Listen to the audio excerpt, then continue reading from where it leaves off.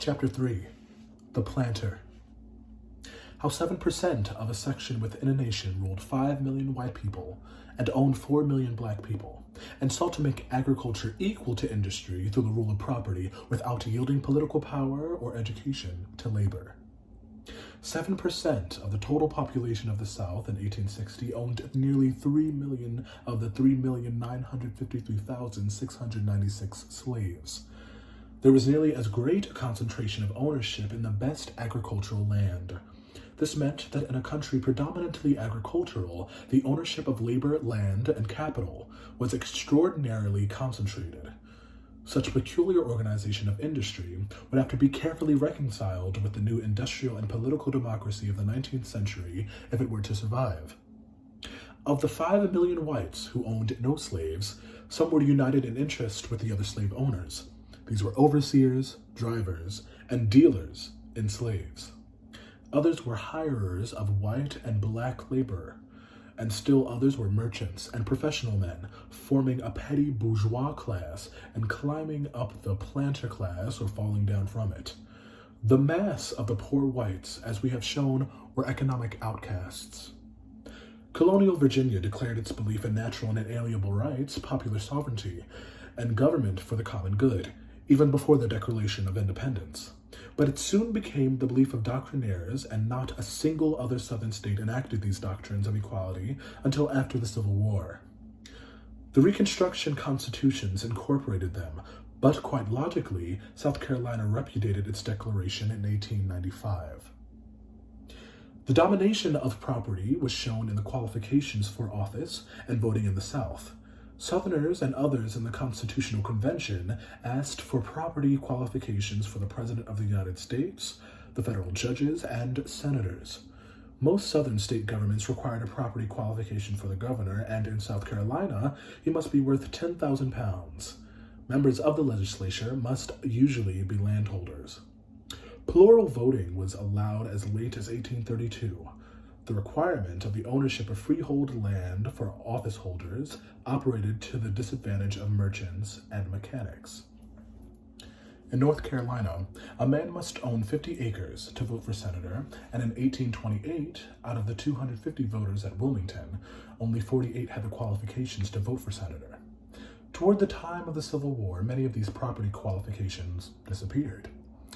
Into the hand of the slaveholders, the political power of the South was concentrated, by their social prestige, by property ownership, and also by their extraordinary rule of counting of all, or at least 3/5 of the Negroes as part of the basis of representation in the legislature. It is singular how these 3/5 compromise was used, not only to degrade Negroes in theory, but in practice to disenfranchise the white South. Nearly all of the Southern states began with recognizing the white population as a basis of representation. They afterward favored the black belt by direct legislation or by counting 3/5 of the slave population, and then finally by counting the whole black population. Or they established, as in Virginia and South Carolina, a mixed basis of representation based on white population and on property, that is, on land and slaves. In the distribution of seats in the legislature, this manipulation of political power appears.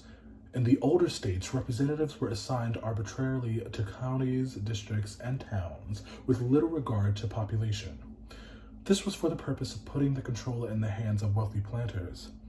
Variations from this were the basing of representation on the white population in one house and taxation in the other, or the use of the federal proportion, that is, free persons and 3/5 of the slaves, or federal proportion and taxation combined. These were all manipulated so as to favor the wealthy planters. The commercial class secured scant representation as compared with agriculture.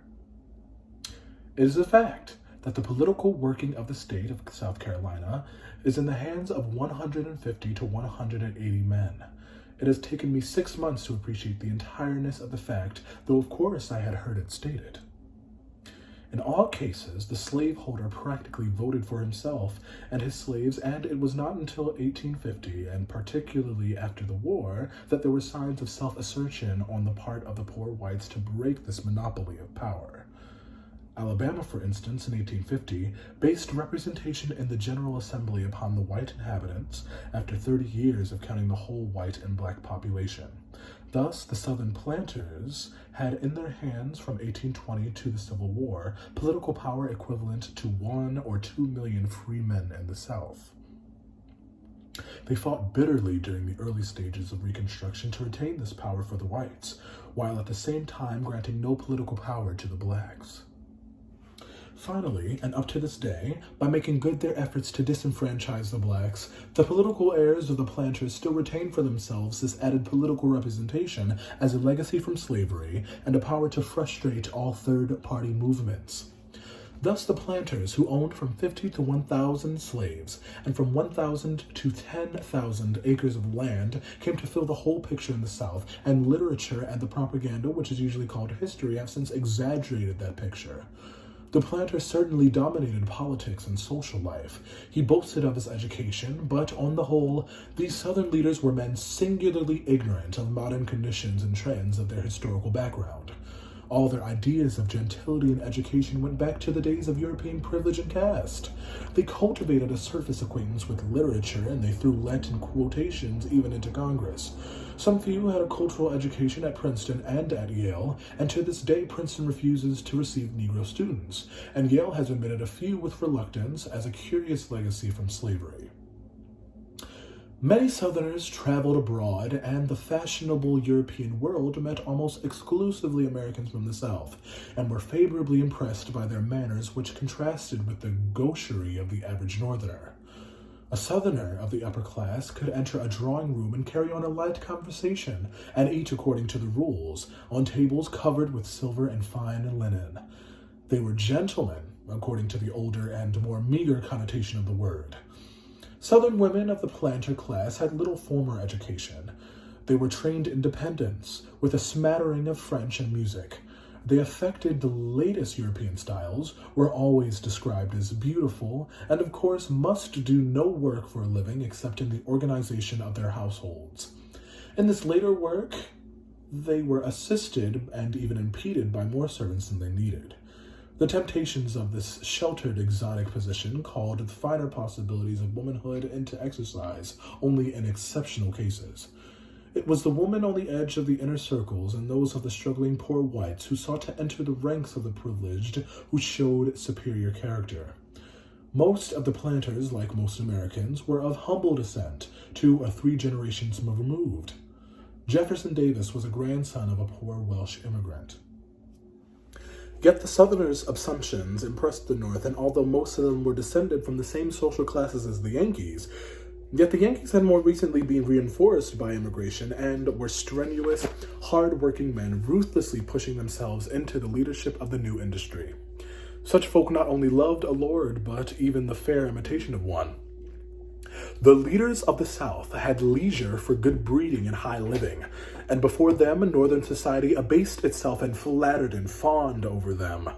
Perhaps this, more than ethical reasons or even economic advantage, made the way of the abolitionist hard. In New York, Saratoga, Philadelphia, and Cincinnati, a slave baron with his fine raiment, gorgeous and doll-like women in black flunkies quite turned the heads of Northern society. Their habits of extravagance impressed the nation for a long period. Much of the waste charged against Reconstruction arose from the attempt of the post-war population, white and black, to imitate the manners of a slave-nurtured gentility. And this brought furious protests from former planters, because while planters spent money filched from the labor of black slaves, the poor white and black leaders of Reconstruction spent taxes drawn from recently impoverished planters. From an economic point of view, this planter class had interest in consumption rather than production. They exploited labor in order that they themselves should live more grandly, and not mainly for increasing production. Their taste went to elaborate households, well-furnished and hospitable. They had much to eat and drink. They consumed large quantities of liquor. They gambled and caroused, and kept up the habit of dueling well down into the 19th century. Sexually, they were lawless. protecting elaborately and flattering the virginity of a small class of women of their social clan, and keeping at command millions of poor women of the two laboring groups of the South. Sexual chaos was always the possibility of slavery, not always realized, but always possible. Polygamy through the concubinage of black women to white men, polyandry between black women and selected men on plantations in order to improve the human stock of strong and abled workers. The census of 1860 counted 588,352 persons obviously of mixed blood, a figure admittedly below the truth. Every man who resides on his plantation may have his harem, and has every inducement of custom and of pecuniary gain. The law declares that the children of slaves are to follow the fortunes of their mother. Hence the practice of planters selling and bequeathing their own children to tempt him to the common practice. Those who, notwithstanding, keep their homes undefiled may be considered as of incorruptible purity. Mrs. Trollope speaks of the situation of New Orleans mulattoes. Of all the prejudices I have ever witnessed, this appears to us the most violent and the most inveterate. Quadroon girls, the acknowledged daughters of the wealthy American or Creole fathers, educated with all the style and accomplishments which money can procure at New Orleans, and with all the decorum that care and affection can give, exquisitely beautiful, graceful, gentle, and amiable, are not admitted, nay, are not on any terms admissible into the society of the Creole families of Louisiana. They cannot marry, that is to say, no ceremony can render any union with them legal or binding. It is known by almost everybody who has heard of the man, Richard M. Johnson, a Democratic Vice President of the United States, that he had colored daughters of whom he was proud, and his was not an exceptional case. Several presidents of the United States have been accused of racial catholicity in sex. And finally, one cannot forget that bitter word attributed to a sister of a president of the United States. We Southern ladies are complimented with names of wives, but we are only mistresses of seraglios. What the planters wanted was income large enough to maintain the level of living which was their ideal. Naturally, only a few of them had enough for this, and the rest, striving toward it, were perpetually in debt and querulously seeking a reason for this indebtedness outside themselves. Since it was beneath the dignity of a gentleman to encumber himself with the details of his finances, this lordly excuse enabled the planter to place himself between and the black slave, a series of intermediaries through whom bitter pressure and exploitation could be exercised and large crops raised. For the very reason that the planters did not give attention to details, there was wide tendency to commercialize their growing business of supplying raw materials for an expanding modern industry. They were the last to comprehend the revolution through which that industry was passing, and their efforts to increase income succeeded only at the cost of raping the land and degrading the laborers. Theoretically, there were many ways of increasing the income of the planter. Practically, there was but one. The planter might sell his crops at higher prices, he might increase his crop by intensive farming, or he might reduce the cost of handling and transporting his crops. He might increase his crops by making his laborers work harder and giving them smaller wages. In practice, the planter, so far as prices were concerned, was at the mercy of the market.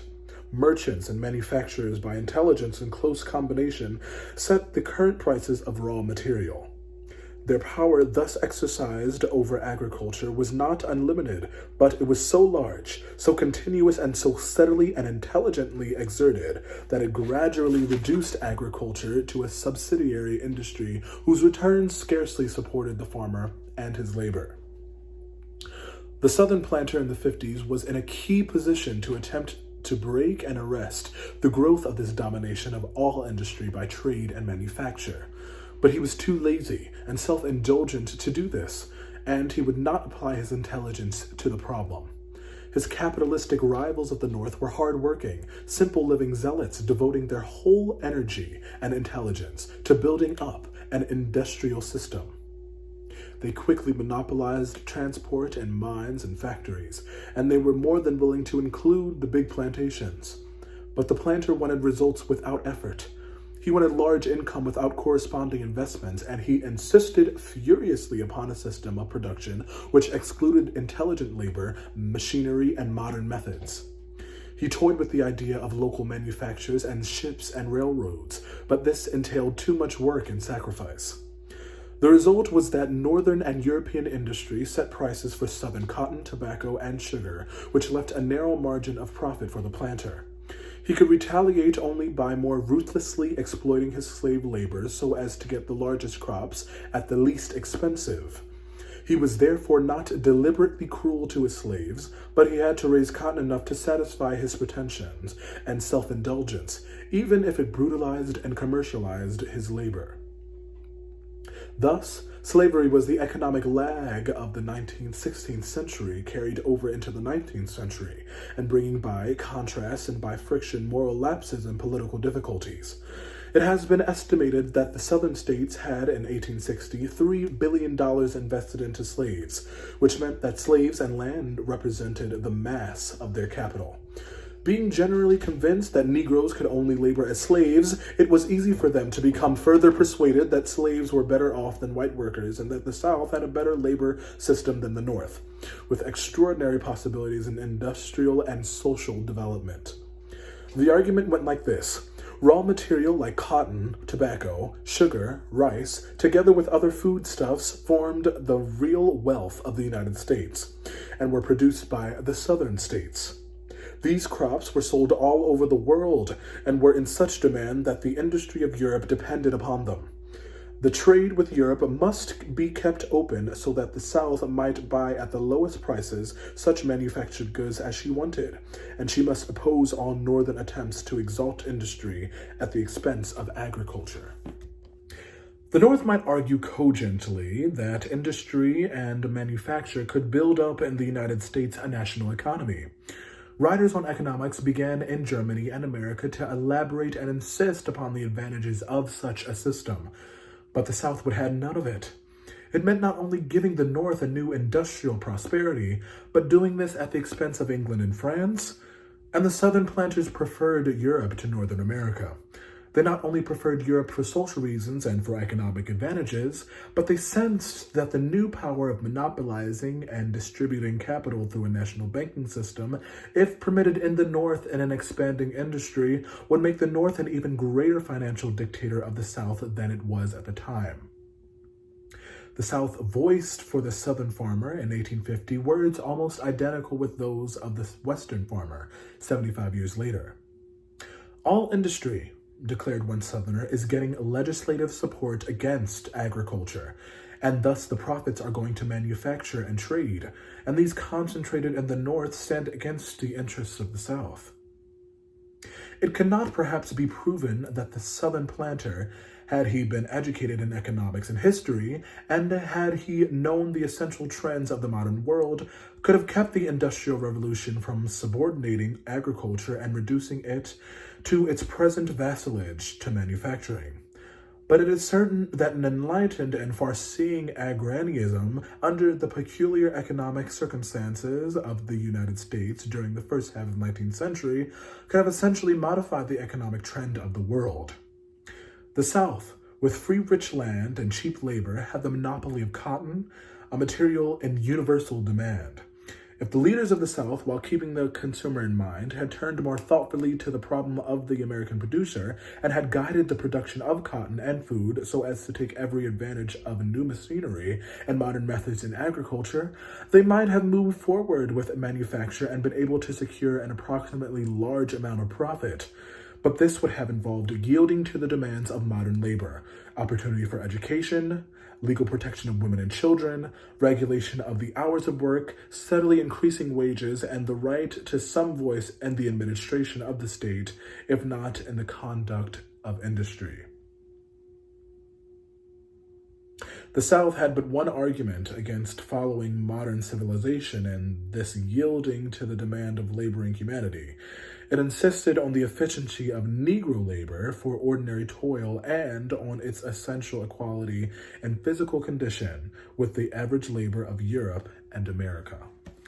But in order to maintain its income without sacrifice or exertion, the South fell back on a doctrine of racial differences, which is asserted made higher intelligence and increased efficiency impossible for Negro labor. Wishing such an excuse for lazy indulgence, the planter easily found, invented, and proved it. His subservient religious leaders reverted to the curse of Canaan. His pseudoscientists gathered and supplemented all available doctrines of race inferiority.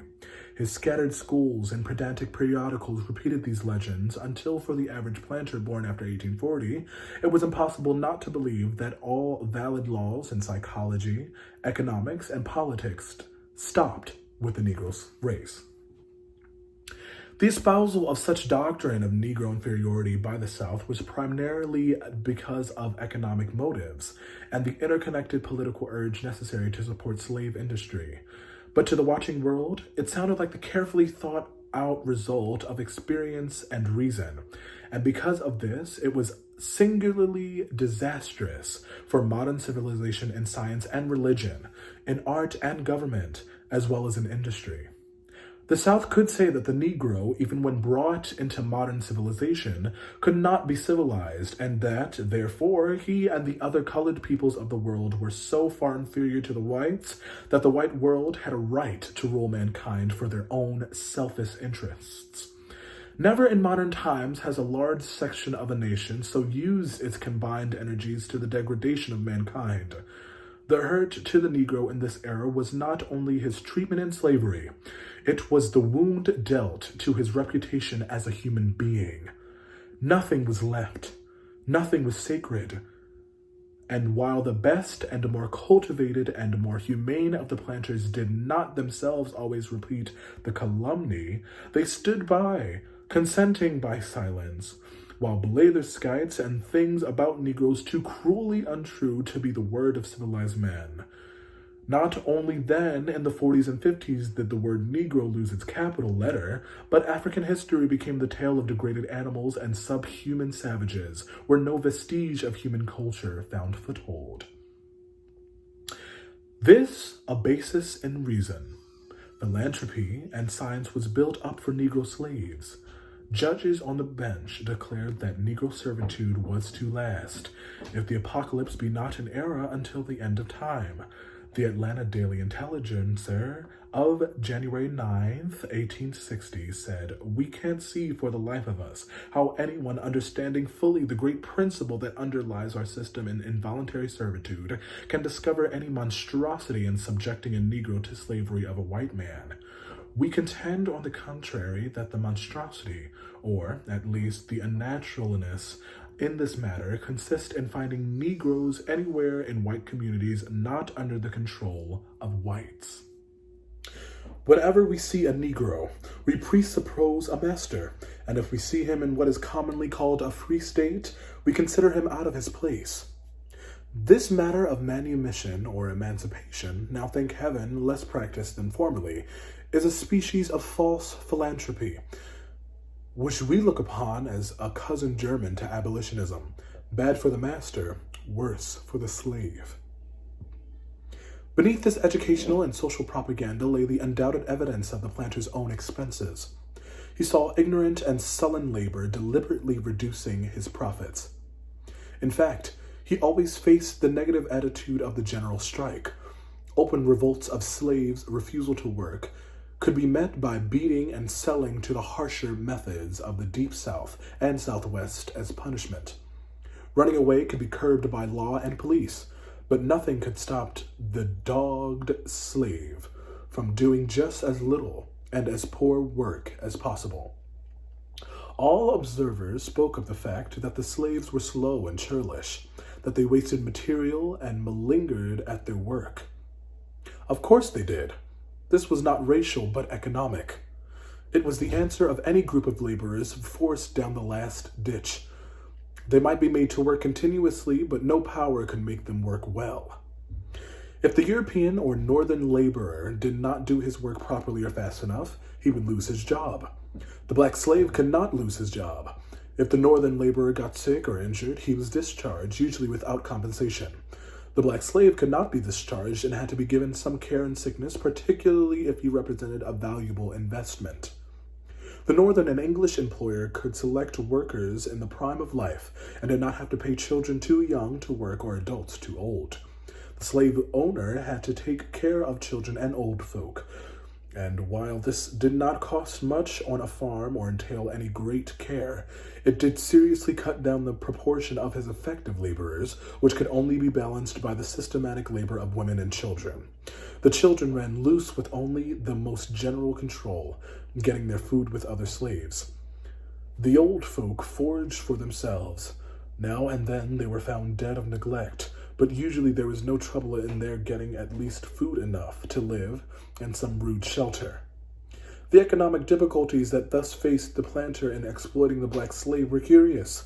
Contrary to the trend of his age, he could not use higher wage to induce better work or a larger supply of labor. He could not allow his labor to become intelligent, although intelligent labor would greatly increase the production of wealth. He could not depend on voluntary immigration unless the immigrants be slaves, and he must bear the burden of the old and sick, and could only balance this by child labor and the labor of women. The use of slave women as day workers naturally broke up or made impossible the normal Negro home, and this and the slave code led to a development of which the South was really ashamed, and which it often denied, and yet perfectly evident: the raising of slaves in the border slave states for systematic sale on the commercialized cotton plantations. The ability of the slaveholder and landlord to sequester a large share of the profits of slave labor depended upon his exploitation of that labor rather than upon high prices for his product in the market. In the world market, the merchants and the manufacturers had all the advantage of unity, knowledge, and purpose, and could hammer down the price of raw material. The slaveholder, therefore, saw northern merchants and manufacturers enrich themselves from the results of southern agriculture. He was angry and used all of his great political power to circumvent it. His only effective economic movement, however, could take place against the slave. He was forced, unless willing to take lower profits, continually to beat down the cost of his slave labor. But there was another motive which more and more strongly as time went on compelled the planter to cling to slavery. His political power was based on slavery. With 4 million slaves, he could balance the votes of 2,400,000 northern voters, while in the inconceivable event of their becoming free, their votes would outnumber those of his northern opponents, which was precisely what happened in 1868. As the economic power of the planter waned, his political power became more and more indispensable to the maintenance of his income and profits. Holding his industrial system secure by this political domination, the planter turned to the more systematic exploitation of his black labor. One method called for more land and the other for more slaves. Both meant not only increased crops, but increased political power. It was a temptation that swept greed, religion, military pride, and dreams of empire to its defense. There were two possibilities. He might follow the old method of the early West Indian sugar plantations, work his slave without regard to their physical condition until they died of overwork or exposure, and then buy new ones. The difficulty of this, however, was that the price of slaves, since this attempt to abolish the slave trade was gradually rising. This in the Deep South led to a strong and gradually increasing demand for the reopening of the African slave trade, just as modern industry demands cheaper and cheaper coolie labor in Asia and half-slave labor in African mines. The other possibility was to find continual increments of new, rich land upon which ordinary slave labor would bring adequate return. This land the South sought in the southeast, then beyond the Mississippi in Louisiana and Texas, then in Mexico, and finally it turned its face in two directions, toward the northwestern territories of the United States and towards the West Indian Islands and South America. The South was drawn toward the West by two motives. First, the possibility that slavery in Kansas, Colorado, Utah, and Nevada would be at least as profitable as in Missouri, and secondly, to prevent the expansion of free labor there and its threat to slavery. This challenge was a counsel of despair in the face of modern industrial development, and probably the radical South expected defeat in the West and hoped the consequent resentment among the slaveholders would set the South towards a great slave empire in the Caribbean. Jefferson Davis was ready to reopen the African slave trade to any future acquisitions south of the Rio Grande. This brought the South to war with the farmers and laborers in North and West, who wanted free soil but did not want to compete with slave labor. The Fugitive Slave Law of 1850 vastly extended federal power so as to nullify state rights in the North. The Compromise of 1850 permitted the extension of slavery into the territories, and the Kansas-Nebraska Bill, 1854, deprived Congress of the right to prohibit slavery anywhere. This opened the entire West to slavery. War followed in Kansas. Slaveholders went boldly into Kansas, armed and organized. The invaders went in such force that the scattered and unorganized citizens could make no resistance, and in many places they did not attempt to vote. Seeing the polls surrounded by crowds of armed men who they knew came from Missouri to control the election, and the leaders of the invaders kept their men under control, being anxious to prevent needless violence, as any serious outbreak would attract the attention of the country. In some districts, the actual citizens protested against the election and petitioned the governor to set it aside and order another. We can tell the impertinent scoundrels of the Tribune that we will continue to lynch and hang, to tar and feather and drown every white-livered abolitionist who dares to pollute our soil.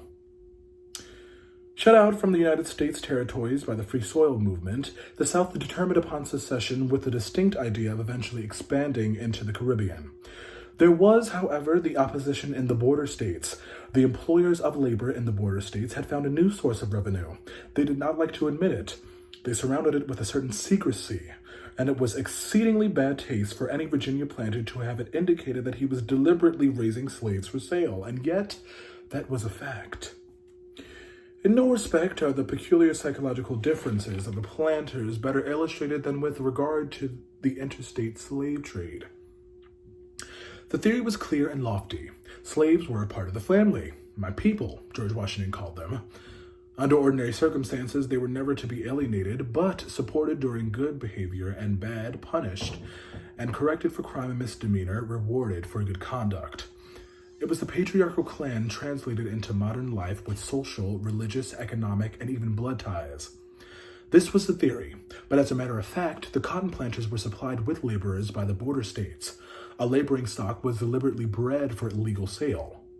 A large number of persons followed the profession and promoting of the sales of slaves.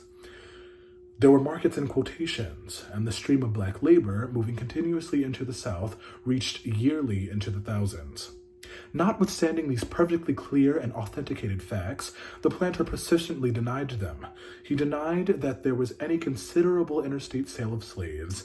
He denied that families were broken up. He insisted that slave auctions were due to death or mischance, and particularly, he did insist that the slave traders were the least of human beings and most despised. This deliberate contradiction of plain facts constitutes itself in a major charge against slavery and shows how the system often so affronted the moral sense of the planters themselves that they tried to hide from it. They could not face the fact of Negro women as brood mares and of black children as puppies.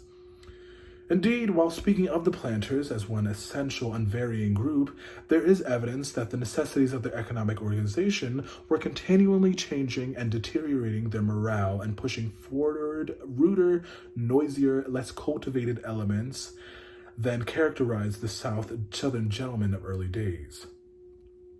Certainly, the cursing, brawling, whoring gamblers who largely represented the South in the late 50s evidenced the inevitable deterioration that overtakes men when their desire for income and extravagance overwhelms their respect for human beings. Thus, the interstate slave trade grew and flourished, and the demand for African slave trade was rapidly becoming irresistible in the late 50s.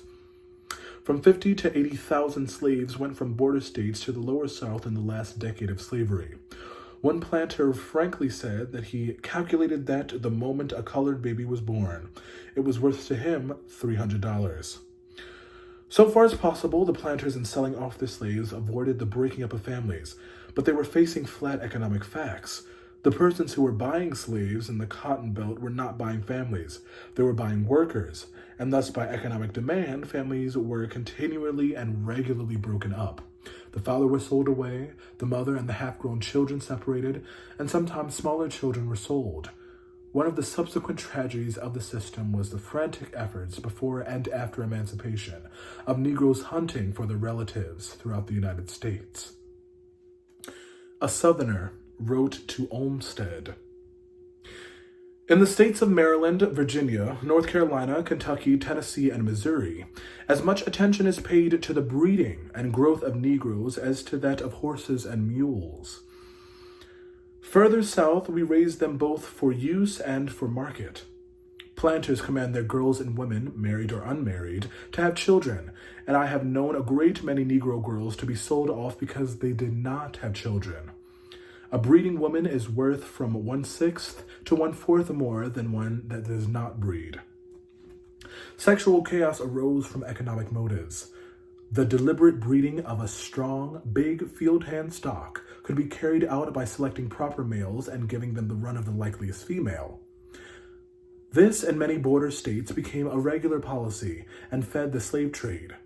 Childbearing was a profitable occupation, which received every possible encouragement, and there was not only no bar to illegitimacy, but an actual premium put upon it.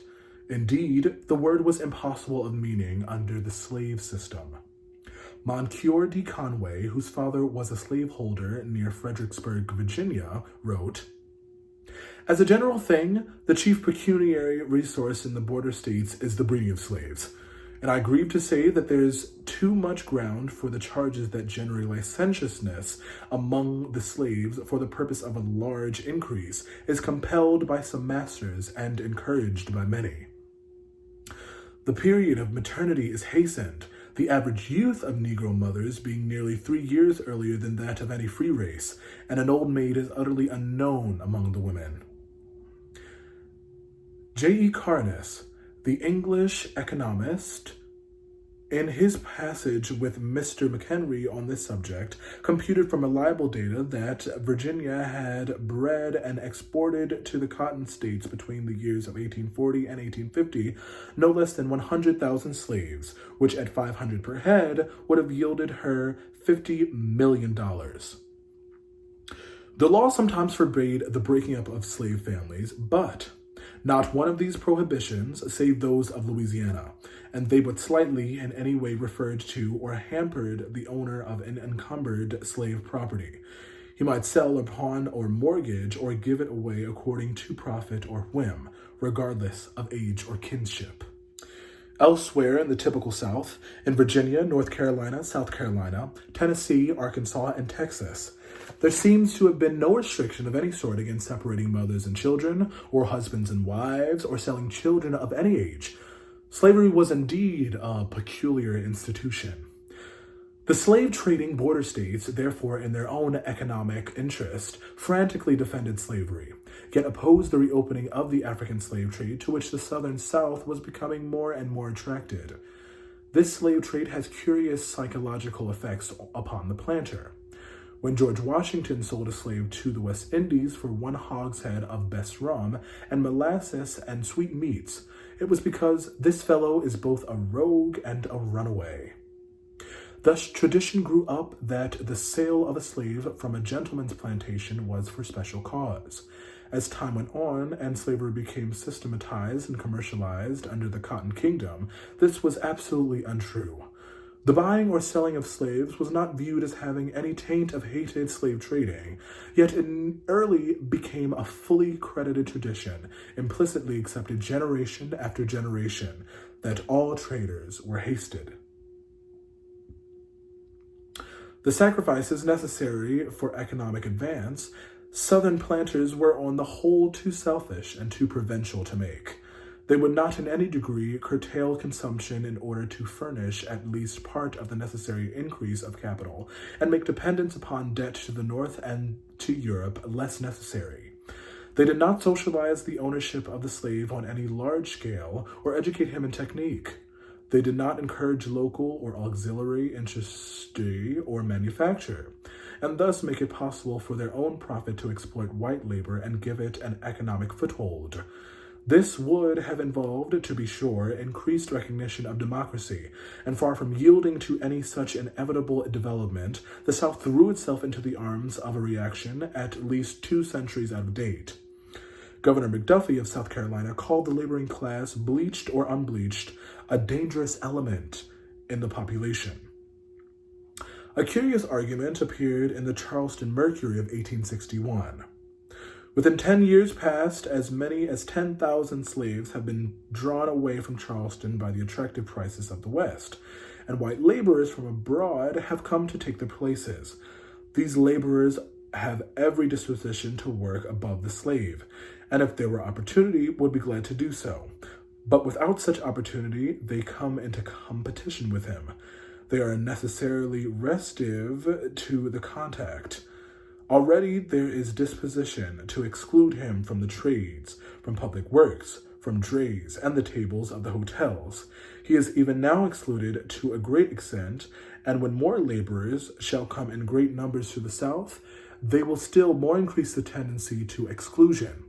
They will question the right of masters to employ their slaves in any work that they may wish for. They will invoke the aid of legislation. They will use the elective franchise to that end. They will acquire the power to determine municipal elections. They will inexorably use it. And thus the town of Charleston, at the very heart of slavery, may become a fortress of democratic power against it. The planters entirely misconceived the extent to which democracy was spreading in the North. They thought it meant that the laboring class was going to rule the North for labor's own economic interests. Even those who saw the seamy side of slavery were convinced of the rightness of the system because they believed that there were seeds of disaster in the North against which slavery would be their protection.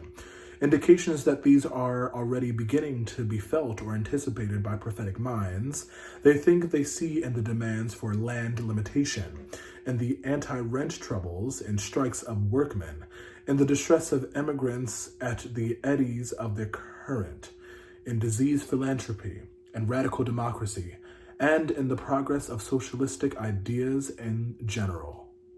The North, say they, has progressed under the high pressure of unlimited competition. As the population grows denser, there will be terrific explosions, disaster, and ruin, while they will ride quietly and safely at the anchor of slavery. Thus the planters of the South walked straight into the face of modern economic progress. The North had yielded to democracy, but only because democracy was curbed by a dictatorship of property and investment, which left in the hands of the leaders of the industry such economic power as ensured by their mastery and their profits. Less than this, they knew perfectly well they could not yield, and more than this, they would not. They remained masters of economic destiny of America.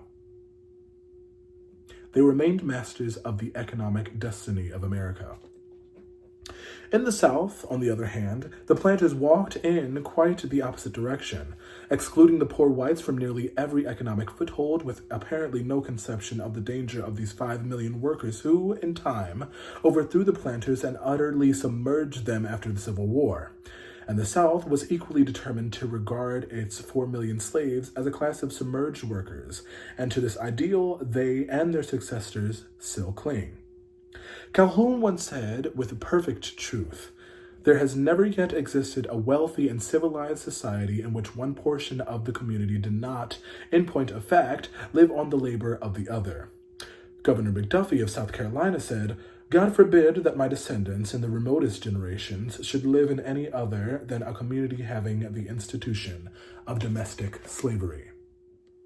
The South elected to make its fight through the political power which it possessed because of slavery and the disenfranchisement of the poor whites. It had in American history chosen 11 out of 16 presidents, 17 out of 28 judges of the Supreme Court, 14 out of 19 attorneys general, 21 out of 33 speakers of the House, 80 out of 134 foreign ministers. It demanded a fugitive slave law as strong as words can make it, and it was offered constitutional guarantees which would have made it impossible for the North to meddle with the organization of the slave empire. The South was assured of all the territory southwest of Missouri and as far as California. It might even have extended its imperialistic sway toward the Caribbean without effective opposition from the North or Europe. The South had conquered Mexico without help, and beyond lay the rest of Mexico, the West Indies, and South America, open to Southern imperialistic enterprise. The South dominated the Army and Navy. It argued that a much larger proportion of the population could go to war in the South than in the North. There might, of course, be danger of slave insurrection in a long war with actual invasion, but the possibility of a long war anywhere at all Southerners discounted, and they looked confidently forward to being either an independent section of the United States or an independent country with a stable economic foundation which could dictate its terms to the modern world on the basis of a monopoly of cotton and a large production of other essential raw materials. The South was too ignorant to know that their only chance to establish such economic dictatorship and place themselves in a key economic position was through a national economy. In a large nation where a home market would absorb a large proportion of the production and where agriculture, led by men of vision, could demand a fair share of profit from industry.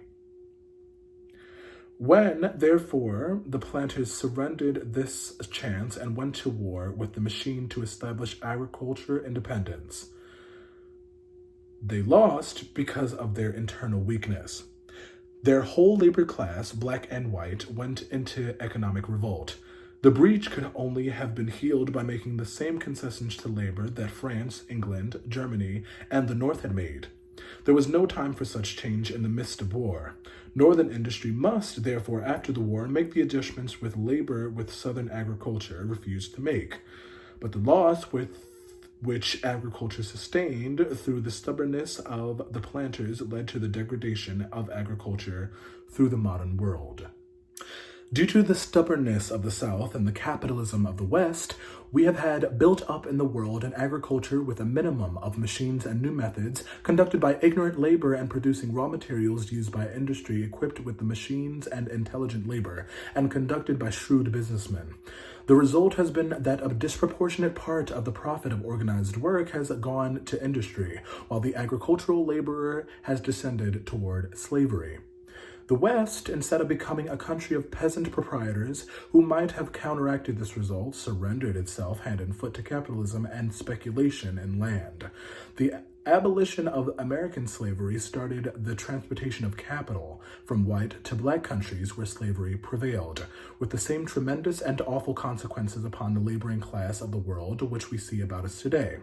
When raw material could not be raised in a country like the United States, it could be raised in the tropics and semi-tropics under a dictatorship of industry, commerce, and manufacture, and with no free farming class. The competition of a slave-directed agriculture in the West Indies and South America and Africa and Asia eventually ruined the economic efficiency of agriculture in the United States and in Europe, and precipitated the modern economic degradation of the white farmer, while it put into the hands of the owners of the machine such a monopoly of raw material that their domination of white labor was more and more complete. The crisis came in 1860. Not so much because Abraham Lincoln was elected president on a platform which refused further land for the expansion of slavery, but because the cotton crop of 1859 reached the phenomenal height of 5 million bales as compared with 3 million in 1850. To this was added the threat of radical abolition, as represented by John Brown. The South feared these social upheavals, but it was spurred to immediate action by the great cotton crop. Starting with the South Carolina, the southern cotton-raising and slave-consuming states were forced out of the Union. The reason for doing this was clearly stated and reiterated. For a generation, belief in slavery was the Southern shibboleth. A suspicion of heresy on the subject of the peculiar institution was sufficient to the clarity and eligibility of any candidate for office. Nay, more orthodoxy began to depend upon the correct attitude toward the doctrine of squatter sovereignty and the extreme view held as to federal protection of slavery in the territories. Jefferson Davis said that the North was impairing the security of property and slaves and reducing those states which held slaves to a condition of inferiority. Senator Toombs said that property and slaves must be entitled to the same protection from the government as any other property. The South Carolina Convention arraigned the North for increasing hostility to the institution of slavery and declared for secession because the North had assumed the right of deciding upon the propriety of Southern domestic institutions. Governor R.C. Wickliffe, in his message at the extra session of the Legislature of Louisiana, expressed his belief that the election was a deliberate design to pervert the powers of the government to the immediate injury and ultimate destruction of the peculiar institution of the South. Slidell's farewell speech in the Congressional Globe of February 5th, 1861, "We separate," he said, "because of the hostility of Lincoln to our institutions. If he were inaugurated without our consent, there would be slave insurrections in the South." The Alabama commissioner to Maryland arraigned the Lincoln government as proposing not to recognize the right of the Southern citizens to property and the labor of African slaves. The governor of Alabama arraigned the Republicans for desiring the destruction of the institution of slavery. In the Southern Congress at Montgomery on the 2nd of February, 1861, Senator Wigfall from Texas said that he was fighting for slavery and for nothing else. The patent of nobility is in the color of the skin. He wanted to live in no country in which a man who blacked his boots and curried his horse was his equal. Give Negroes muskets and make them soldiers, and the next subject introduced for discussion will be miscegenation. And finally, Alexander H. Stephens, Vice President of the Confederacy, stated fully the philosophy of the new Confederate government. The new Constitution has put at rest forever all the agitating questions relating to our peculiar institutions. African slavery as it exists among us, the proper status of the Negro in our form of civilization. This was the immediate cause of the late rupture and present revolution. Jefferson, in his forecast, had anticipated this as the rock upon which the old Union would split.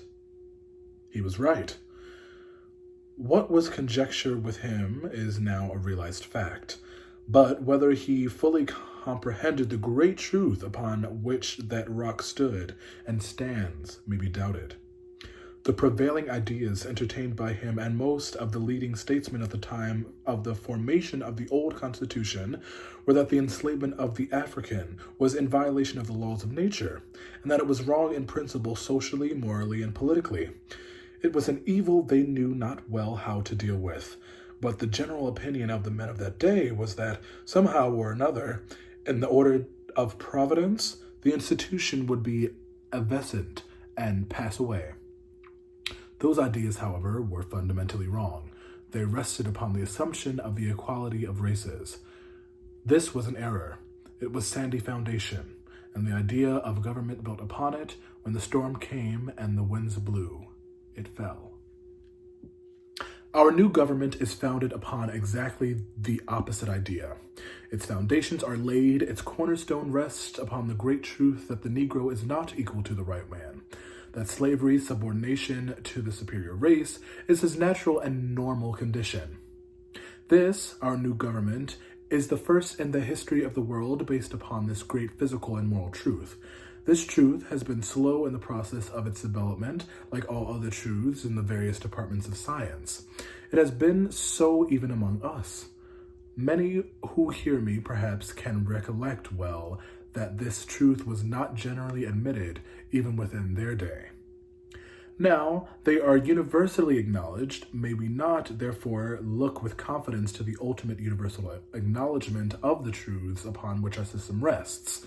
It is the first government ever instituted upon principles of strict conformity to nature and the ordination of providence in furnishing the materials of human society. Many governments have been founded upon the principle of certain classes, but the classes thus enslaved were of the same race and in violation of the laws of nature. Our system commits no such violation of nature's laws. The Negro, by nature, or by the curse against Cain, is fitted for that condition which he occupies in our system. The architect, in the construction of buildings, lays the foundation with the proper materials, the granite, then comes the brick or the marble. The substratum of our society is made of the material fitted by nature for it, and by experience we know that it is best, not only for the superior, but for the inferior race, that it should be so. It is indeed in conformity with the ordinance of the Creator. It is not for us to inquire into the wisdom of his ordinances or to question them. For his own purpose, he has made one race to differ from another, and he has one star to differ from another star in glory. The rift between the Southern, South, and the border states was bridged by omission of all reference to the reopening of the slave trade and stressing the reality of the Northern attack upon the institution of slavery itself. The movement against the slave trade laws in the Southern South was strong and growing. In 1855, a grand jury in the Williamsburg district of South Carolina declared, as our unanimous opinion, that the federal law abolishing the African slave trade is a public grievance. We hold this trade has been and would be, if reestablished, a blessing to the American people and a benefit to the African himself. 2 years later, the governor of the state in his annual message argued for a reopening of the trade and declared, if we cannot supply the demand for slave labor, then we must expect to be supplied with a species of labor we do not want, i.e. free white labor. The movement was forwarded by the commercial conventions. In 1855, at New Orleans, a resolution for the repeal of the slave trade laws was introduced, but not reported by committee. In 1856, at Savannah, the convention refused to debate the matter of the repeal of the slave trade laws, but appointed a committee.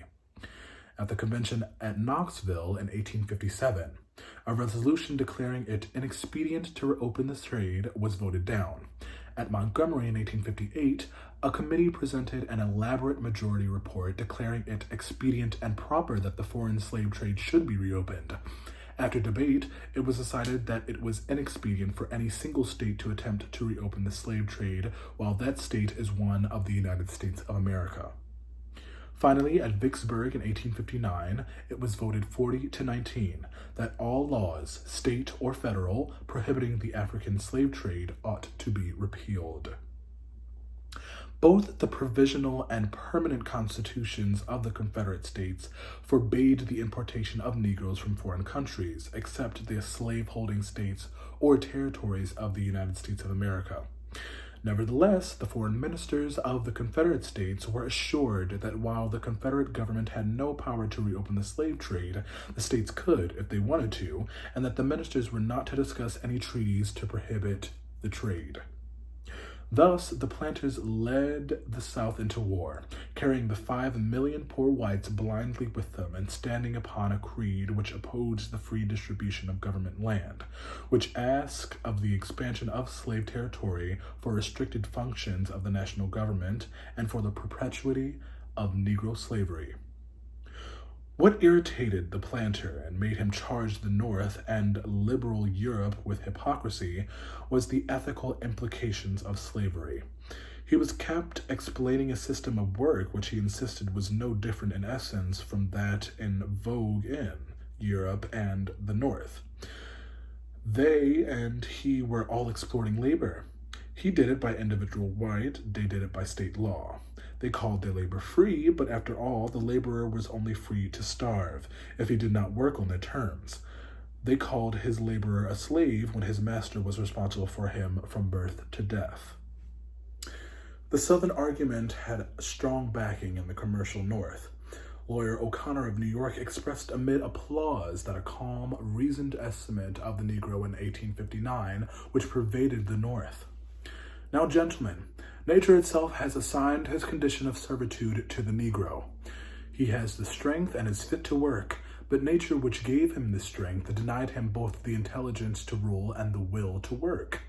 Both are denied to him, and the same nature which denied him the will to work gave him a master, who should enforce this will, and make a useful servant of him in a climate to which he is well adapted for his own benefit, and that of the master who rules him. I assert that it is no injustice to leave the Negro in the position into which nature placed him, to put a master over him, and he is not robbed of any right, if he is compelled to labor in return for this, and to supply a just compensation for his master in return for the labor, and the talents devoted to ruling him, and to making him useful to himself and to society. What the planter and the Northern apologists did not readily admit was that this exploitation of labor reduced it to a wage so low and a standard of living so pitiable that no modern industry in agriculture or trade or manufacture could build upon it, that it made ignorance compulsory and had to do so in self-defense, and that it automatically was keeping the South from entering the great stream of modern industry, where growing intelligence among workers, a rising standard of living among the masses, increased personal freedom and political power were recognized as absolutely necessary. The ethical problem here presented was less important than the political and far less than the economic. The Southerners were as little conscious of the hurt they were inflicting on human beings as the Northerners were of their treatment of the insane. It is easy for men to discount and misunderstand the suffering or harm done to others. Once accustomed to poverty, to the sight of toil and degradation, it easily seems normal and natural. Once it is hidden beneath a different color of skin, a different stature, or a different habit of action and speech, and all consciousness in inflicting ill disappears. The Southern planter suffered not simply for his economic mistakes. The psychological effect of slavery upon him was fatal. The mere fact that a man could be, under the law, the actual master of the mind and body of human beings had to have disastrous effects. It tended to inflate the ego of most planters beyond all reason. They became arrogant, strutting, quarrelsome kinglets. They issued commands, they made laws, they shouted their orders. They expected deference and self-abasement. They were choleric and easily insulted. Their honor became a vast and awful thing, requiring wide and insistent deference.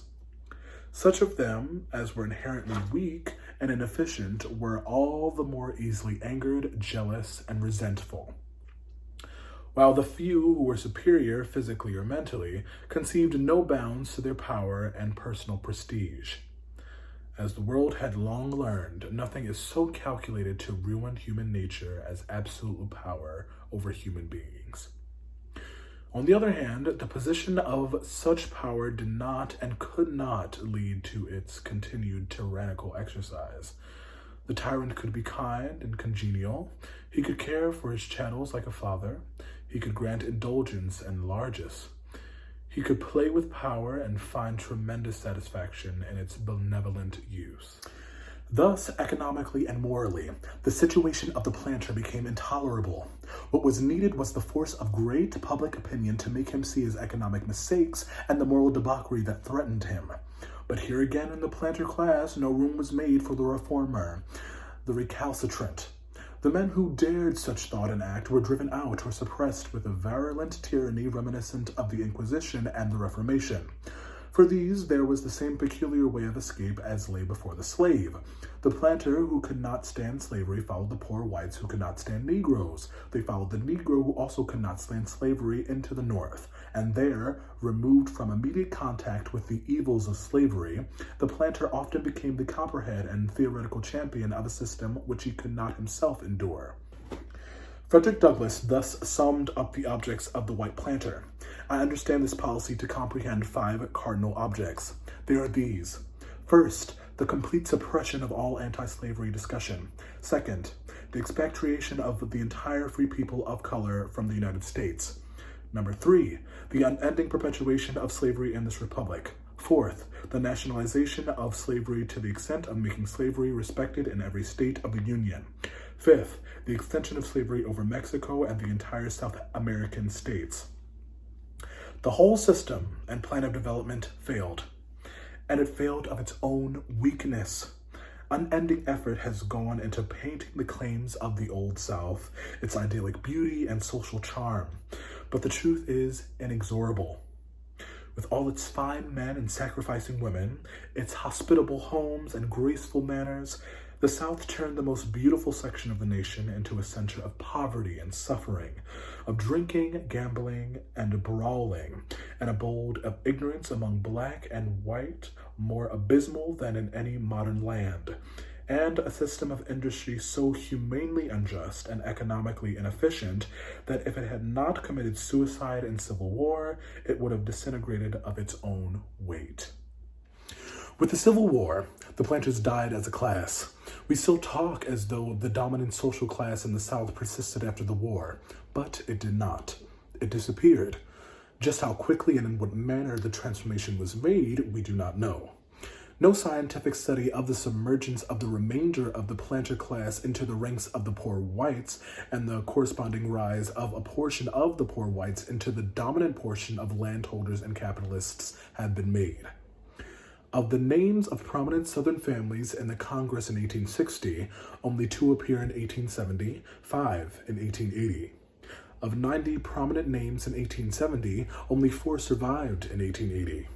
Men talk today as though the upper class in the white South is descended from the slaveholders, yet we know by plain mathematics that the ancestors of the most of the present Southerners never owned a slave, nor had any real economic part in slavery.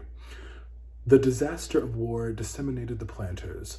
The bitter disappointment and frustration led to a tremendous mortality after the war, and from 1870 on, the planter class merged their blood so completely with the rising poor whites that they disappeared as a separate aristocracy. It is this that explains so many characteristics of the post-war South: its lynching and mob law, its murders and cruelty, its insensibility to the finer things of civilization. Not spring, from us no agony of birth is asked or needed. In a crimson tide, upon the downslope of the world, we, the elect, are hurled, in fearful power and brief pride, burning at last to silence and dark earth. Not Spring, by James Rorty. Chapter 4, The General Strike. How the Civil War meant emancipation and how the black worker won the war by a general strike which transferred his labor from the Confederate planter to the Northern invader, in whose army lines workers began to be organized as a new labor force. When Edwin Ruffin, white-haired and mad, fired the first gun at Fort Sumter, he freed the slaves. It was the last thing he meant to do, but that was because he was so typically a Southern oligarch. He did not know the real world about him. He was provincial and lived apart on his plantation with his servants, his books, and his thoughts. Outside of agriculture, he jumped at conclusions instead of testing them by careful research. He knew, for instance, that the North would not fight. He knew that Negroes would never revolt. And so war came. War is murder, force, anarchy, and debt. Its end is evil despite all incidental good. Neither North nor South had, before 1861, the slightest intention of going to war. The thought was, in many respects, ridiculous. They were not prepared for war. The National Army was small, poorly equipped, and without experience. There was no file from which someone might draw plans of subjugation. When Northern armies entered the South, they became armies of emancipation. It was the last thing they planned to be. The North did not propose to attack property. It did not propose to free slaves. This was to be a white man's war to preserve the Union, and the Union must be preserved. Nothing that concerned the amelioration of the Negro touched the heart of the mass of Americans, nor could the common run of men realize the political and economic cost of Negro slavery. When, therefore, the Southern radicals, backed by political oligarchy and economic dictatorship in the most extreme form in which the world had seen for 500 years, precipitated secession, That part of the North that opposed the plan had to hunt for a rallying slogan to unite the majority in the North and in the West, and, if possible, bring the border states into an opposing phalanx. Freedom for the slaves furnished no such slogan. Not 1/10 of the northern white population would have fought for any such purpose. Free soil was a much stronger motive, but it had no cogency in the contest because the free soilers did not dream of asking free soil in the South, since that involved the competition of slaves, or what seemed worse than that, of free Negroes.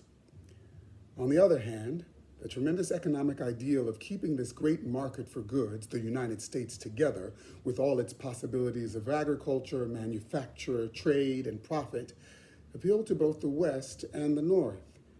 And what was then much more significant, it appealed to the border states. To the flag we are pledged, all its foes we abhor, and we ain't for the nigger, but we are for the war.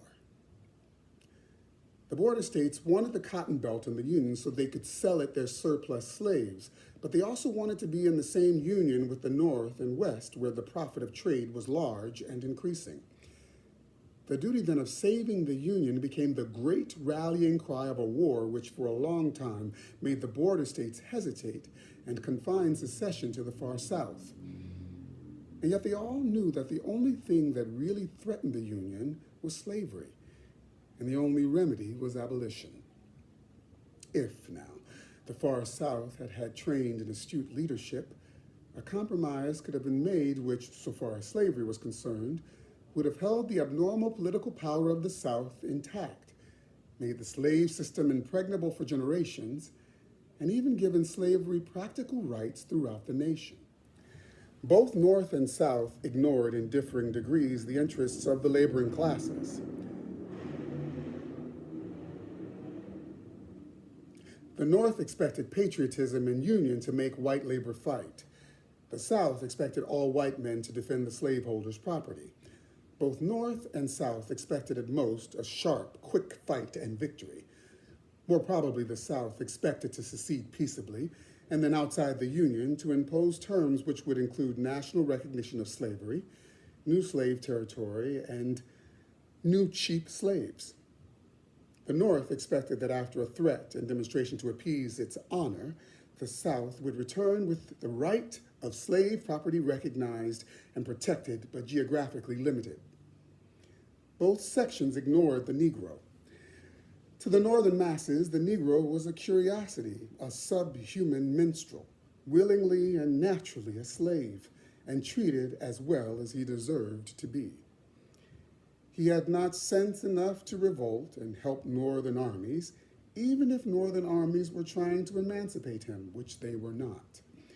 The North shrank at the very thought of encouraging servile insurrection against the whites. Above all, it did not propose to interfere with property. Negroes, on the whole, were considered cowards and inferior beings whose very presence in America was unfortunate. The abolitionists, it was true, expected action on the part of the Negro, but how much they could not say. Only John Brown knew just how revolt had come and would come, and he was dead. Thus the Negro himself was not seriously considered by the majority of men, North or South. And yet from the very beginning, the Negro occupied the center of the stage because of very simple physical reasons. The war was in the South, and in the South were 3,953,740 black slaves and 261,918 free Negroes. What was to be the relation of the mass of workers to the war? What did the war mean to the Negroes, and what did the Negroes mean to the war? There are two theories, both rather over-elaborated. The one, that the Negro did nothing but faithfully serve his master until emancipation was thrust upon him. The other, that the Negro immediately, just as quickly as the presence of Northern soldiers made it possible, left serfdom and took his stand with the Army of Freedom. It must be borne in mind that 9/10 of the 4 million black slaves could neither read nor write, and that the overwhelming majority of them were isolated on country plantations. Any mass movement under such circumstances must materialize slowly and painfully. What the Negro did was to wait, look, and listen, and try to see where his interest lay. There was no use in seeking refuge in an army which was not an army of freedom, and there was no sense in revolting against armed masters who were conquering the world.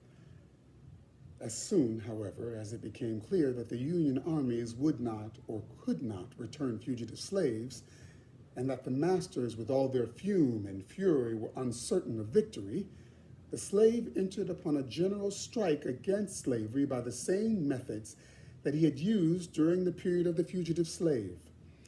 He ran away to the first place of safety and offered his services to the federal army. So that in his way, it was really true that he served his former master and served the emancipating army. And it was also true that this withdrawal and bestowal of his labor decided the war. The South counted on Negroes as laborers to raise food and money crops for civilians and for the army, and even in a crisis, to be used for military purposes. Slave revolt was an ever-present risk, but there was no reason to think that a short war with the North would greatly increase this danger. Publicly, the South repudiated the thought of its slaves even wanting to be rescued. The New Orleans Crescent showed the absurdity of the assertion of a general stampede of our Negroes. The London Dispatch was convinced that Negroes did not want to be free. As for the slaves themselves, crushed with the wrongs of Dred Scott and Uncle Tom, most provoking, they cannot be brought to burn with revenge. They are spies for their masters. They obstinately refuse to run away to liberty, outrage, and starvation. They work in the fields as usual when the planter and overseer are away and only the white women are left at home. Early in the war, the South had made careful calculation of the military value of slaves. The Alabama Advertiser in 1861 discussed the slaves as a military element in the South. It said that the total white population of the 11 states now comprising the Confederacy is 5 million, and therefore to fill up the ranks of the proposed army, 600,000, about 10% of the entire white population, will be required. In any other country than our own, such a draft could not be met. But the southern states can furnish that number of men and still not leave the material interests of the country in a suffering condition. The editor, with fatuous faith, did not for a moment contemplate any mass movement against this program on the part of the slaves. Those who are incapacitated for bearing arms can oversee the plantations, and the Negroes can go on undisturbed in their usual labors. In the North, the case is different. The men who join the army of subjugation are the laborers, the producers, and the factory operatives. Nearly every man from that section, especially those from the rural districts, leaves some branch of industry to suffer during his absence. The institution of slavery in the South alone enables her to place in the field a force much larger in proportion to her white population than the North, or indeed any country which is dependent entirely on free labor. The institution is a tower of strength to the South, particularly at the present crisis, and our enemies will be likely to find that the moral cancer about which their orators are so fond of prating is really one of the most effective weapons employed against the Union by the South. Soon the South of necessity was moving out beyond this plan. It was no longer simply a question of using the Negroes at home on the plantation to raise food. They could be of even more immediate use as military labor to throw up breastworks, transport and prepare food, and act as servants in camp. In the Charleston Courier of November 22nd, able-bodied hands were asked to be sent by their masters to work upon the defenses. They would be fed and properly cared for. In 1862, in Charleston, after a proclamation of martial law, the governor and council authorized the procuring of Negro slaves either by the planters' consent or by impressment to work on the fortifications and defenses of Charleston Harbor. In Mississippi in 1862, permission was granted the governor to impress slaves to work in New Iberia for salt, which was becoming the Confederacy's most pressing necessity. In Texas, 1,000 Negroes were offered by planters for work on the public defenses. By 1864, the matter had passed beyond the demand for slaves as military laborers and had come to the place where the South was seriously considering and openly demanding the use of Negroes as soldiers. Distinctly and inevitably, the rigor of the slave system in the South softened as war proceeded. Slavery showed in many, if not all respects, its best side. The harshness and the cruelty, in part, had to disappear since there were left on the plantations mainly women and children with only a few men, and there was a certain feeling and apprehension in the air on the part of the whites which led them to capitalize all the friendship and kindness which had existed between them and the slaves. No race could have responded to this so quickly and thoroughly as the Negroes. They felt pity and responsibility and also a certain new undercurrent of independence. Negroes were still being sold rather ostentatiously in Charleston and New Orleans, but the long lines of Virginia Negroes were not marching to the Southwest. In a certain sense, after the first few months, everybody knew that slavery was done with, that no matter who won, the condition of the slave could never be the same after this disaster of war. And it was perhaps these considerations, more than anything else, that held the poised arm of the black man.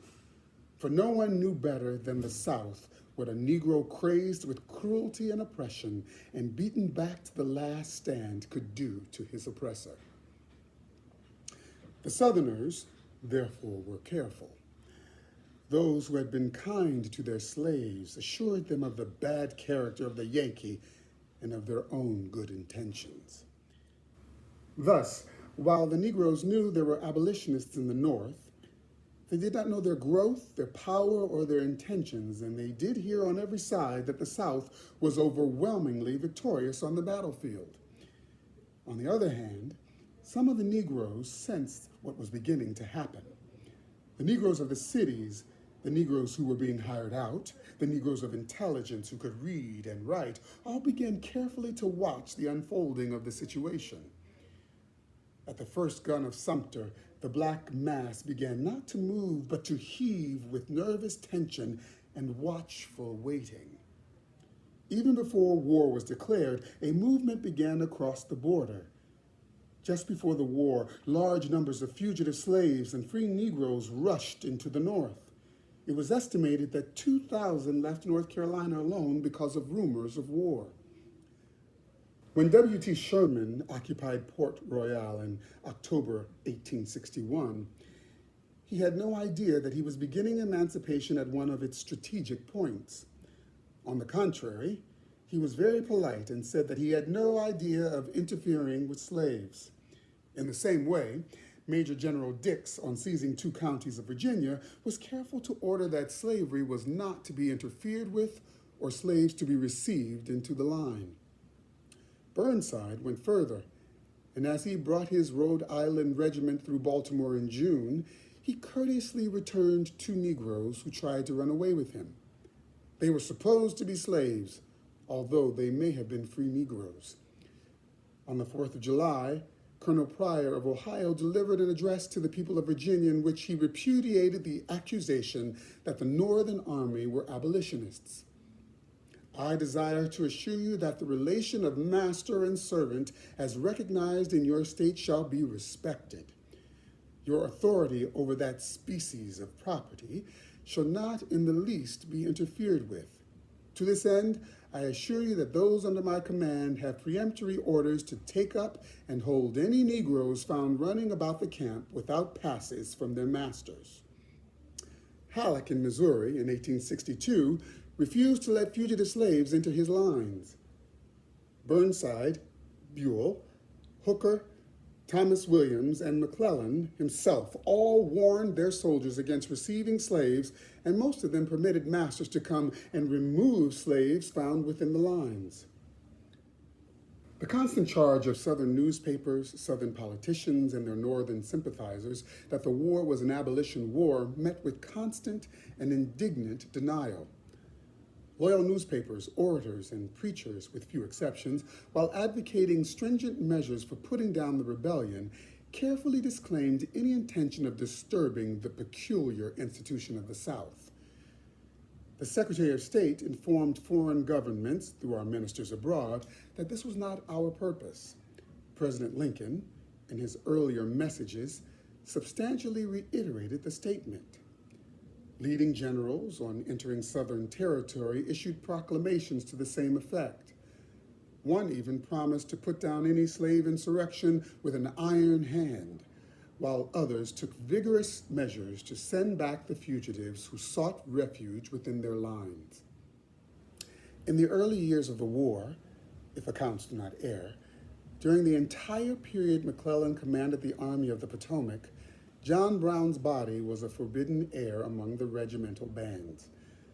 The Hutchinsons were driven from the Union camps for singing abolition songs, and insofar as the Northern Army interested itself at all in the slavery question, it was by the use of force to return to their Southern masters, fugitives seeking shelter in the Union lines.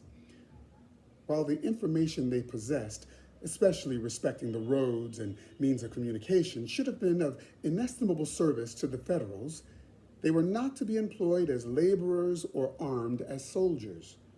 The North avoided the appearance of a desire to raise the Negroes from the plane of chattels to the rank of human beings. Here was no bid for the cooperation of either slaves or free Negroes. In the North, Negroes were not allowed to enlist and often refused with indignation. Thus, the weakness of the South temporarily became her strength.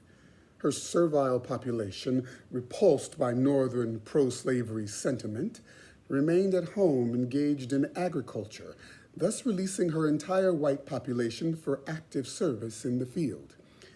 While, on the other hand, the military resources of the North were necessarily diminished by the demands of labor. It was as Frederick Douglass said in Boston in 1865, that the Civil War was begun in the interests of slavery on both sides. The South was fighting to take slavery out of the Union, and the North fighting to keep it in the Union. The South fighting to get it beyond the limits of the United States Constitution, and the North fighting for the old guarantees, both despising the Negro, both insulting the Negro. It was, therefore, at first by no means clear to most of the 4 million Negroes in slavery what this war might mean to them. They crouched consciously and moved silently, listening, hoping, and hesitating. The watchfulness of the South was redoubled. They spread propaganda. The Yankees were not only not thinking of setting them free, but if they did anything, they would sell them into worse slavery in the West Indies. They would drive them from even the scant comfort of the plantations into the highways and purlieus. Moreover, if they tried to emancipate the slaves, they would fail because they could not do this without conquest of the South. The South was inconquerable. The South was not slow to spread propaganda and point to the wretched condition of fugitive Negroes in order to keep the loyalty of its indispensable labor force. The Charleston Daily Courier said February 18, 1863, a company of volunteers having left Fayette County for the field of action, Mr. Nance sent 2 Negro boys along to aid the company. Their imaginations became dazzled with the visions of Elysian fields and Yankeedom, and they went to find them. But paradise was nowhere there, and they again sighed for home. The Yanks, however, detained them and cut off their ears close to their heads. These Negroes finally made their escape and are now at home with Mr. Nance in Pickens. They are violent haters of Yankees, and their adventures and experiences are a terror to Negroes of the region who learned a lesson from their brethren whose ears are left in Lincolndom. The Charleston Mercury, May 8, 1862, said, "The Yankees are fortifying Fernandina, Florida, and have a large number of Negroes engaged on their works. Whenever the Negroes have an opportunity, they escape from their oppressors. They report that they are worked hard, get little rest and food, and no pay." The Savannah Daily News reports in 1862 that many stolen Negroes have been recaptured. The Yankees had married a number of the women and were taking them home with them. I have seen some who refused to go, and others who had been forced off at other times who had returned. It was a lovely dress parade of Alphonse and Gaston until the Negro spoiled it, and in a perfectly logical way. So long as the Union stood still and talked, the Negro kept quiet and worked. The moment the Union Army moved into slave territory, the Negro joined it. Despite all argument and calculation, and in the face of refusals and commands, wherever the Union armies marched appeared the fugitive slaves. It made no difference what the obstacles were or the attitudes of the commanders. It was like thrusting a walking stick into an anthill, says one writer. And yet the army chiefs at first tried to regard it as an exceptional and temporary matter, a thing which they could control, when as a matter of fact, it was the meat and kernel of the war. Thus, as the war went on and the invading armies came on, the way suddenly cleared for the onlooking Negro, for his spokesman in the North, and for his silent listeners in the South. Each step thereafter came with curious, logical, and inevitable fate. First, there were the fugitive slaves. Slaves had always been running away to the North, and when the North grew hostile, on to Canada. It was the safety valve that kept down the chance of insurrection in the South to the lowest point. Suddenly, now the chance to run away not only increased, but after preliminary repulse and hesitation, there was actual encouragement. Not that the government planned or foresaw the eventuality. On the contrary, having repeatedly declared the object of the war as the preservation of the Union and that it did not propose to fight for slaves or touch slavery, it faced a stampede of fugitive slaves. Every step the Northern armies took then meant fugitive slaves. They crossed the Potomac, and the slaves of Northern Virginia began to pour into the army and into Washington. They captured Fortress Monroe, and slaves from Virginia and even North Carolina poured into the army. They captured Port Royal, and the masters ran away, leaving droves of black fugitives in the hands of the Northern Army. They moved down the Mississippi Valley, and if the slaves did not rush to the army marched to the slaves. They captured New Orleans and captured a great black city and a state full of slaves. What was to be done? They tried to send the slaves back and even used the soldiers for recapturing them. This was all well enough as long as the war was a dress parade. But when it became real war and slaves were captured or received, they could be used as much-needed laborers and servants by the Northern Army. This but emphasized and made clearer a truth which ought to have been recognized from the very beginning. The Southern worker, black and white, held the key to the war. And of the two groups, the black worker raising food and raw materials held an even more strategic place than the white.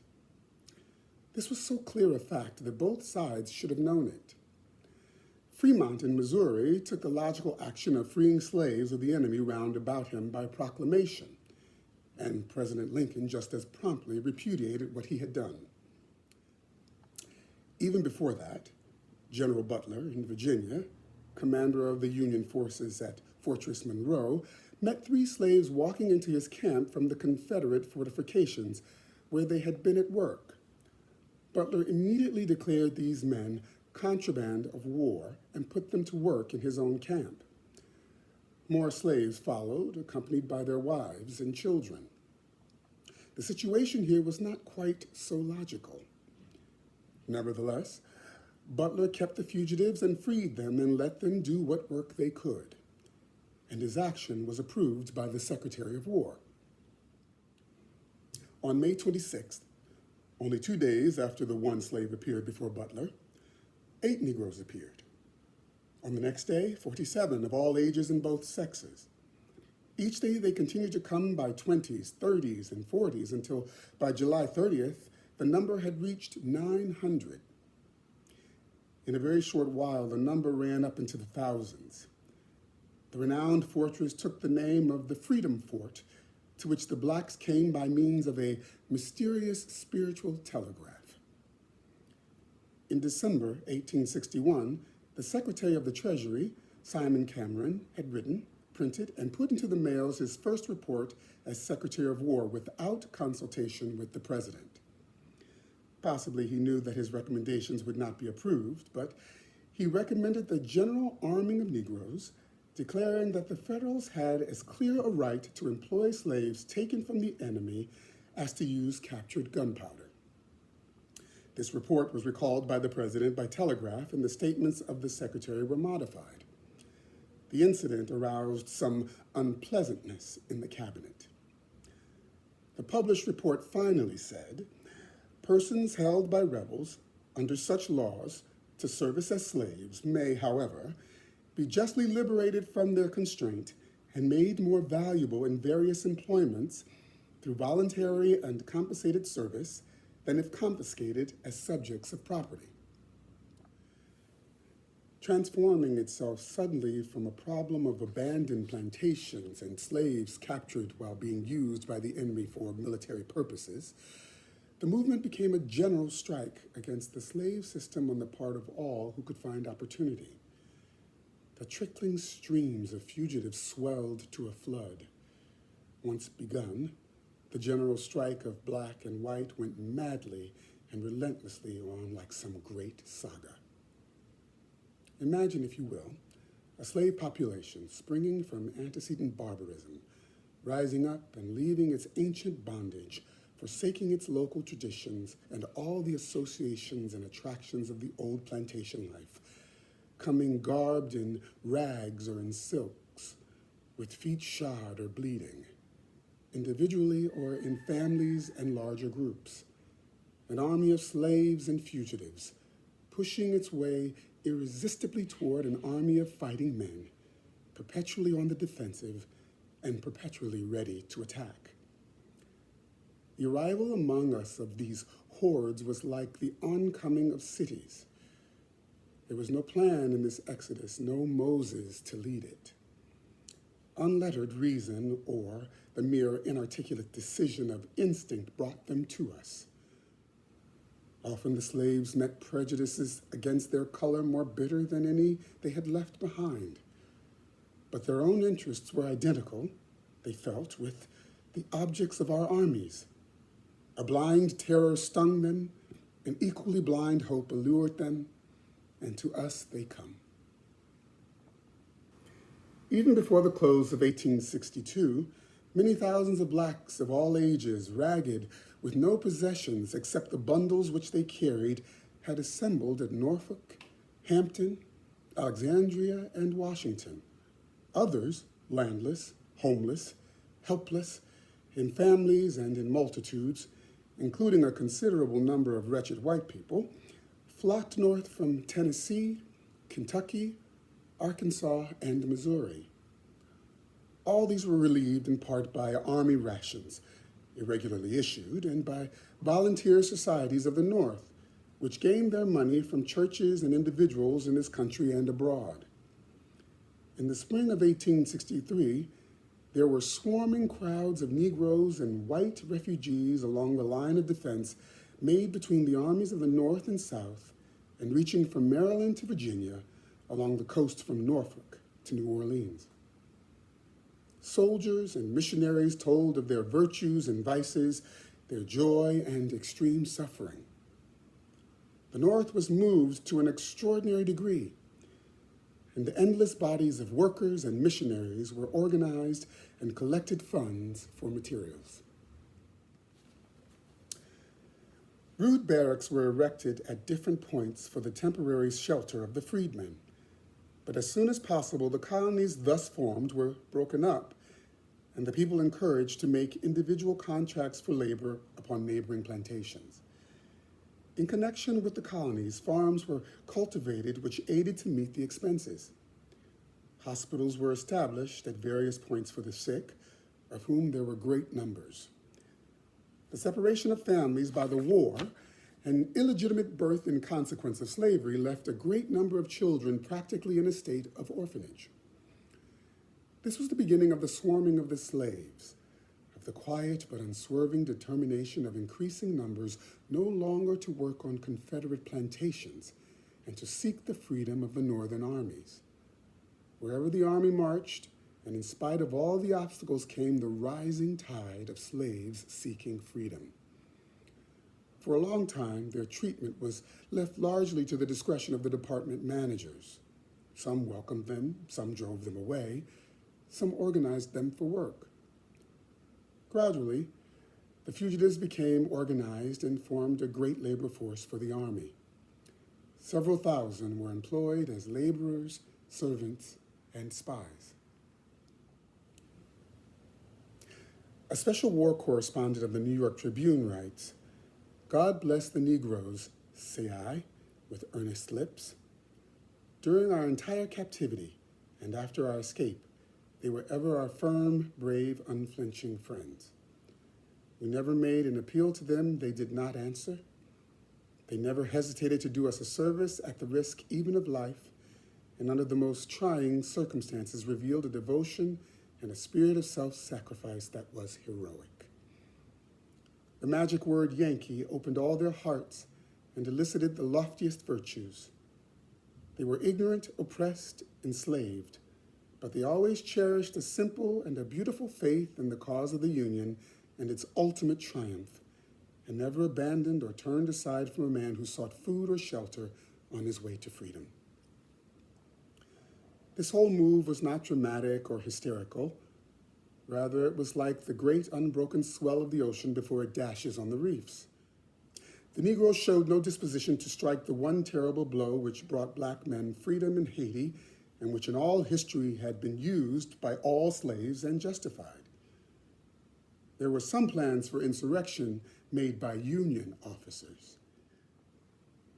The plan is to induce the blacks to make a simultaneous movement of rising on the night of the 1st of August next, over the entire states in rebellion, to arm themselves with any and every kind of weapon that may come to hand, and commence operations by burning all the railroad and country bridges, and tear up railroad tracks, and to destroy telegraph lines, etc., and then take to the woods, swamps, or the mountains, where they may emerge as occasion may offer for provisions and for further depredations.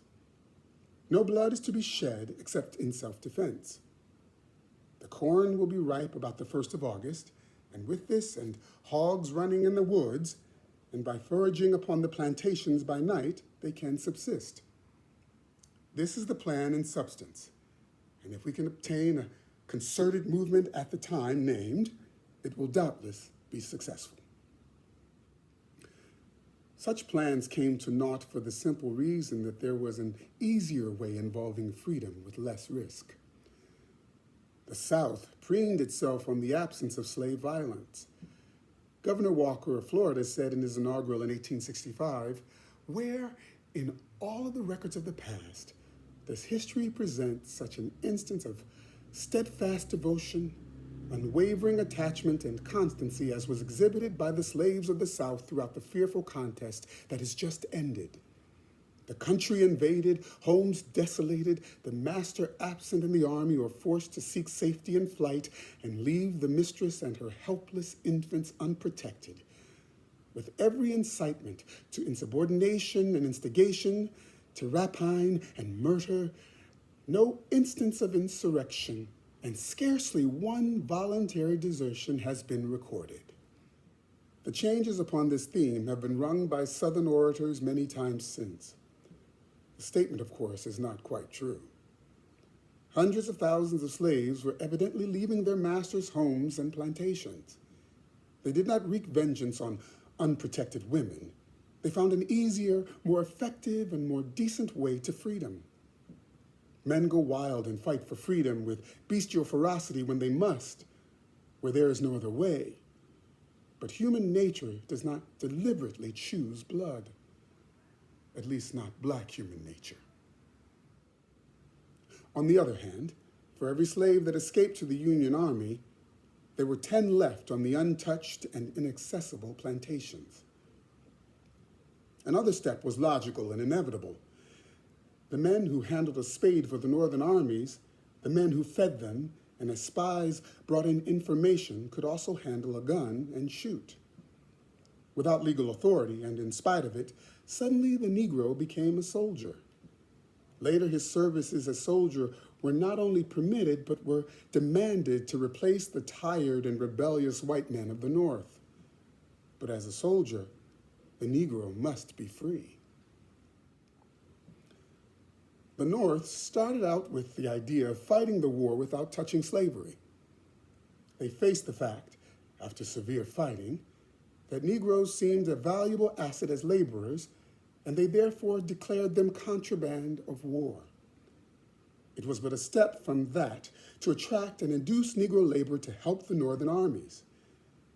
Slaves were urged and invited into the Northern armies. They became military laborers and spies, not simply military laborers, but laborers on the plantations where the crops went to help the Federal Army or were sold north. Thus, whenever Northern armies appeared, Negro laborers came, and the North found itself actually freeing slaves before it had the slightest intention of doing so. Indeed, when it had every intention not to. The experience of the Army with the refugees and the rise of the departments of Negro Affairs were a most interesting but unfortunate little studied phase of Reconstruction.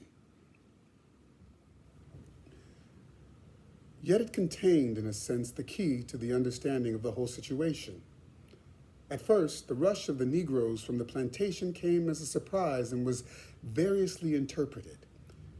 The easiest thing to say was that Negroes were tired of work and wanted to live at the expense of the government, wanted to travel and see things and places. But in contradiction to this was the extent of the movement and the terrible suffering of the refugees. If they were seeking peace and quiet, they were much better off on the plantations than trailing in the footsteps of the army or squatting miserably in the camps. They were mistreated by the soldiers, ridiculed, driven away, and yet they came. They increased with every campaign, and as a final gesture, they marched with Sherman from Atlanta to the sea and met the refugees and abandoned human property on the Sea Islands and the Carolina coasts. This was not merely the desire to stop work. It was a strike on a wide basis against the conditions of work. It was a general strike that involved directly in the end perhaps 500,000 people. They wanted to stop the economy of the plantation system, and to do that, they left the plantations. At first, the commanders were disposed to drive them away or to give them quasi-freedom and let them do as they pleased with the nothing that they possessed. This did not work. Then the commanders organized relief and afterward work. This came to the attention of the country's first in Pierce's 10,000 clients. Pierce of Boston had worked with the refugees in Virginia under Butler, provided them with food and places to live and given them jobs and land to cultivate. He was successful. He came from there and, in conjunction with the Treasury Department, began the work on a vaster scale in Port Royal. Here he found the key to the situation. The Negroes were willing to work and did work, but they wanted land to work, and they wanted to see and own the results of their toil.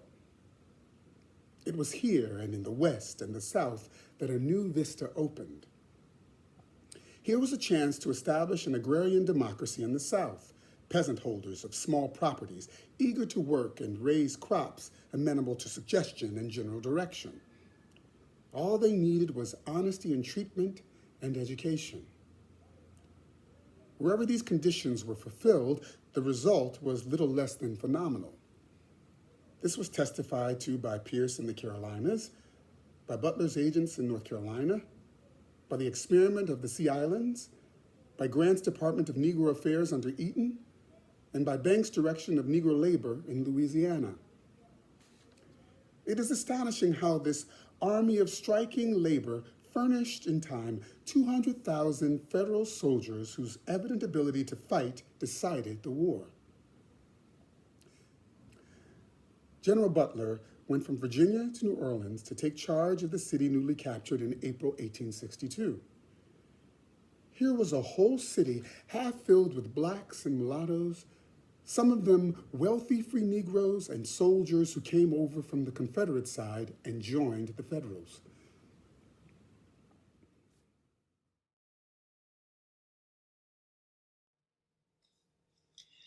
Perhaps the greatest and most systematic organizing of fugitives took place in New Orleans.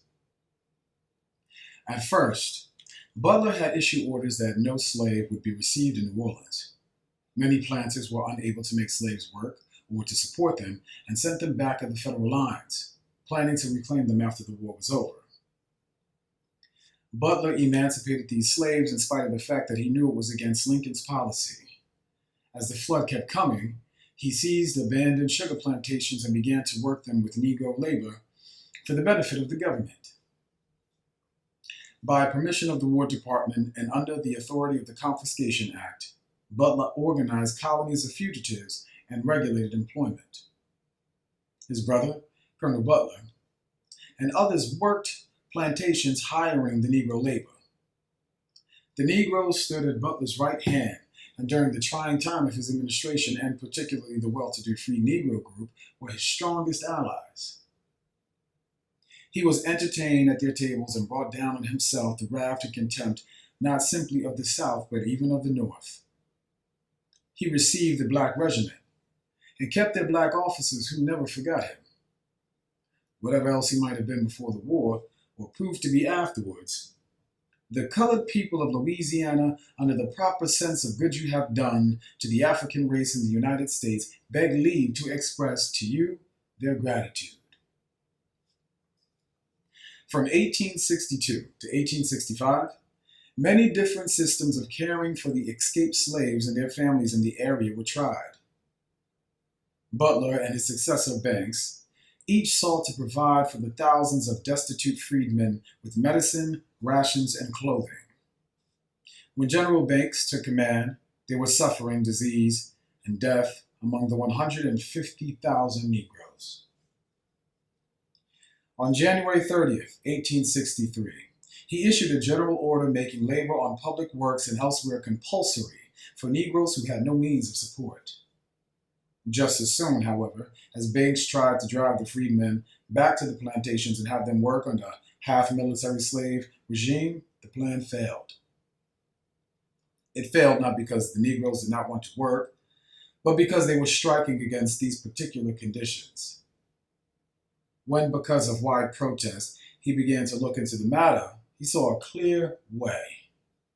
He selected Negroes to go out and look into conditions and report on what was needed, and they made a faithful survey. He set up a little stake with his Department of Education, with its landholding and organized work, and after experiment, it ran itself. More and more here and up the Mississippi Valley, under other commanders and agents, experiments extended and were successful. Further up the Mississippi, a different system was begun under Federal Grant. Grant's army in the West occupied Grand Junction, Mississippi by November of 1862. The usual irregular host of slaves then swarmed in from the surrounding country. They begged for protection against recapture, and they, of course, needed food, clothing, and shelter. They could not now be re-enslaved through Army aid, yet no provision had been made by anybody for their sustenance. A few were employed as teamsters, servants and cooks and scouts, yet it seemed as though the vast majority must be left to freeze and starve, for when the storms came with the winter months, the weather was of great severity. Grant determined that Negroes should perform many of the camp's duties ordinarily done by soldiers, that they should serve as fatigue men in the departments of surgeon general, quartermaster, and commissary, and that they should help in building roads and earthworks. The women worked in the camp kitchens and as nurses in the hospitals. Grant said, it was at this point where the first idea of Freedmen's Bureau took its origin. Grant selected as head of his Department of Negro Affairs John Eaton, chaplain of the 27th Ohio Volunteers, who was soon promoted to the colonelcy of Colored Regiment and later for many years was a commissioner of the United States Bureau of Education. He was then constituted chief of Negro Affairs for the entire district under Grant's jurisdiction. I hope I may never be called on again to witness the horrible scene I saw in those first days of the history of the freedmen in the Mississippi Valley. Assistants were hard to get, especially the kind that would do any good in our camps. A detailed soldier in each camp of 1,000 people was the best that could be done. His duties were so onerous that he ended by doing nothing. In reviewing the conditions of the people at the time, I am not surprised at the marvelous stories told by the visitors who caught an occasional glimpse of the misery and wretchedness in these camps. Our efforts to do anything for these people, as they herded together in masses when founded on any expectation that they would help themselves, often failed. They had become so completely broken down in spirit through suffering that it was almost impossible to arouse them. Their condition was appalling. There were men, women, and children in every stage of disease or decrepitude, often nearly naked, with flesh torn by the terrible experiences of their escapes. Sometimes they were intelligent and eager to help themselves. Often they were bewildered or stupid or possessed by the wildest notion of what liberty might mean, expecting to exchange labor and obedience to the will of another for idleness and freedom from restraint. Such ignorance and perverted notions produced a veritable moral chaos. Cringing deceit, theft, lusciousness, and all these vices which slavery inevitably fostered were hideous companions of nakedness, famine, and disease. A few had profited by the misfortunes of the master and were jubilant in their unwonted ease and luxury, but these stood in lurid contrast to the grimmer aspects of the tragedy: the women in travail, the helplessness of children and of old age, the horrors of sickness and of frequent death. Small wonder these men paused in bewilderment and panic, foreseeing the demoralization and infection of the Union soldier and the downfall of the Union cause. There were new and strange problems of social contact. The white soldiers, for the most part, were opposed to serving Negroes in any manner and were unwilling to guard the camps where they were segregated or protected them against violence. To undertake any form of work for the contrabands at the time was to be forsaken by one's friends and to pass under a cloud. There was, however, a clear economic basis upon which the whole work of relief and order and subsistence could be placed. All around Grand Junction were large crops of ungathered corn and cotton. These were harvested and sold north, and the receipts were placed to the credit of the government. The army of fugitives were soon willing to go to work, men, women, and children. Wood was needed by the river steamers, and wood choppers were set at work.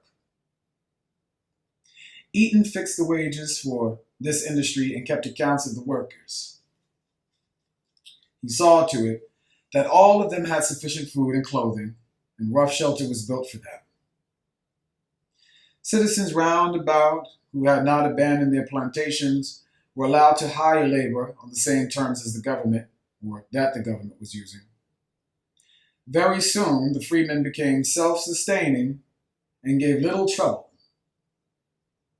They began to build themselves comfortable cabins, and the government constructed hospitals for the sick.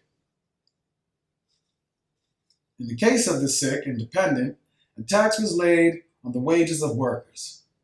At first, it was thought the laborers would object, but on the contrary, they were perfectly willing, and the imposition of the tax compelled the government to see the wages were promptly paid. The freedmen freely acknowledged that they ought to assist in helping bear the burden of the poor, and were flattered by having the government ask for their help. It was the reaction of a new labor group who, for the first time in their lives, were receiving money in payment for their work. $5,000 was raised by this tax for hospitals, and with this money, tools and property were bought. By wholesale purchase, clothes, household goods, and other articles were secured by the freedmen at the cost of 1/3 of what they might have paid the stores. There was a rigid system of accounts and monthly reports through Army officials. In 1864, July 5th, Eaton reports, "These freedmen are now disposed of as follows. In military service, the soldiers, laundresses, cooks, officer servants, and laborers in the various staff departments, 41,150 in cities, on plantations, and in freedmen's villages, and cared for 72,500. Of these, 62,300 are entirely self-supporting, the same as any industrial class anywhere else, as planters, mechanics, barbers, hackmen, draymen, etc., conducting enterprises on their own responsibility or working as hired laborers. The remaining 10,200 receive sustenance from the government. 3,000 of them are members of families whose heads are carrying on plantations and have under cultivation 4,000 acres of cotton. They are to pay the government for their sustenance from the first income of crops. The other 7,200 include the paupers, that is to say, all Negroes over and under the self-supporting age, the crippled and sick in hospital. Of the 113,650 and those engaged in their care. Instead of being unproductive, this class has now under cultivation 500 acres of corn, 790 acres of vegetables, and 1,500 acres of cotton, besides working at wood chopping and other industries. There are reported in the aggregated over 100,000 acres of cotton under the cultivation. And of these, about 7,000 acres are leased and cultivated by blacks. Some Negroes are managing as high as 300 or 400 acres. The experiment at Davis Bend, Mississippi, was of a special interest. The place was occupied in November and December 1864, and private interests were displaced, and an interesting socialistic effort made with all the property under the control of the government. The Bend was divided into districts with Negro sheriffs and judges who were allowed to exercise authority under the general control of the military officers. Petty theft and idleness were soon reduced to a minimum, and the community distinctly demonstrated the capacity of the Negro to take care of himself and exercise under honest and competent direction the function of self-government. When General Butler returned from Louisiana and resumed command in Virginia and North Carolina, he established their Department of Negro Affairs, with the territory divided into districts under superintendents and assistants. Negroes were encouraged to buy land, build cabins, and form settlements, and a system of education was established. In North Carolina, under Chaplain Horace James, the poor, both black and white, were helped. The refugees were grouped in small villages and their work systematized, and enlisted men taught in schools, followed by women teachers from the north. Outside of New Bern, North Carolina, and about 2,000 freedmen were settled and 800 houses erected. The Department of Port Royal continued. The Negroes showed their capacity to organize labor and even save and employ a little capital. The government built 21 houses for the people of Edisto Island. The carpenters were Negroes under a Negro foreman. There was another village of improved houses near Hilton Head.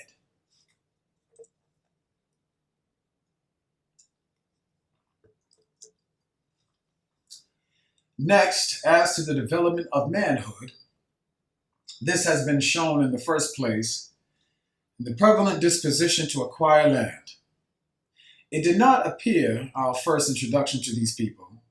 They did not seem to understand us when we used to tell them that we wanted them to own land. But it is now an active desire. At the recent tax sales, 2 out of 47 plantations sold were bought by them, comprising 2,595 acres, sold for $2,145.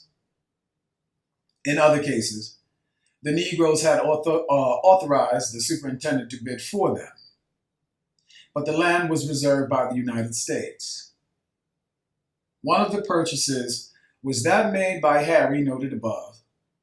The other 5 were made by Negroes on the plantations, combining the funds they had saved from the sale of chickens, pigs, and eggs, and from the payments made to them for work. They had then divided off the tract peaceably among themselves. On one of these, where Kit, before mentioned, is the leading spirit, there are 23 field hands. They have planted and are cultivating 63 acres of cotton, 55 of corn, 6 of potatoes, with as many more to be planted, 4 1/2 of cowpeas, 3 of peanuts, and 1 1/2 of rice. These facts are most significant. Under General Saxton in South Carolina, the Negroes began to buy land, which was sold for non-payment of taxes. Saxton established regulations for the cultivation of several abandoned sea islands and appointed local superintendents. By the payment of moderate wages and just and fair dealing with them, I produced for the government over $500,000 worth of cotton, besides a large amount of food beyond the needs of the laborers. These island lands were cultivated in this way for 2 years, 1862 and 1863, under my supervision, and during that time I had about 15,000 colored freedmen of all ages in my charge. About 9,000 of these were engaged on productive labor, which relieved the government of the support of all except newly arrived refugees from the enemy's lines and the old and infirm who had no relations to depend upon.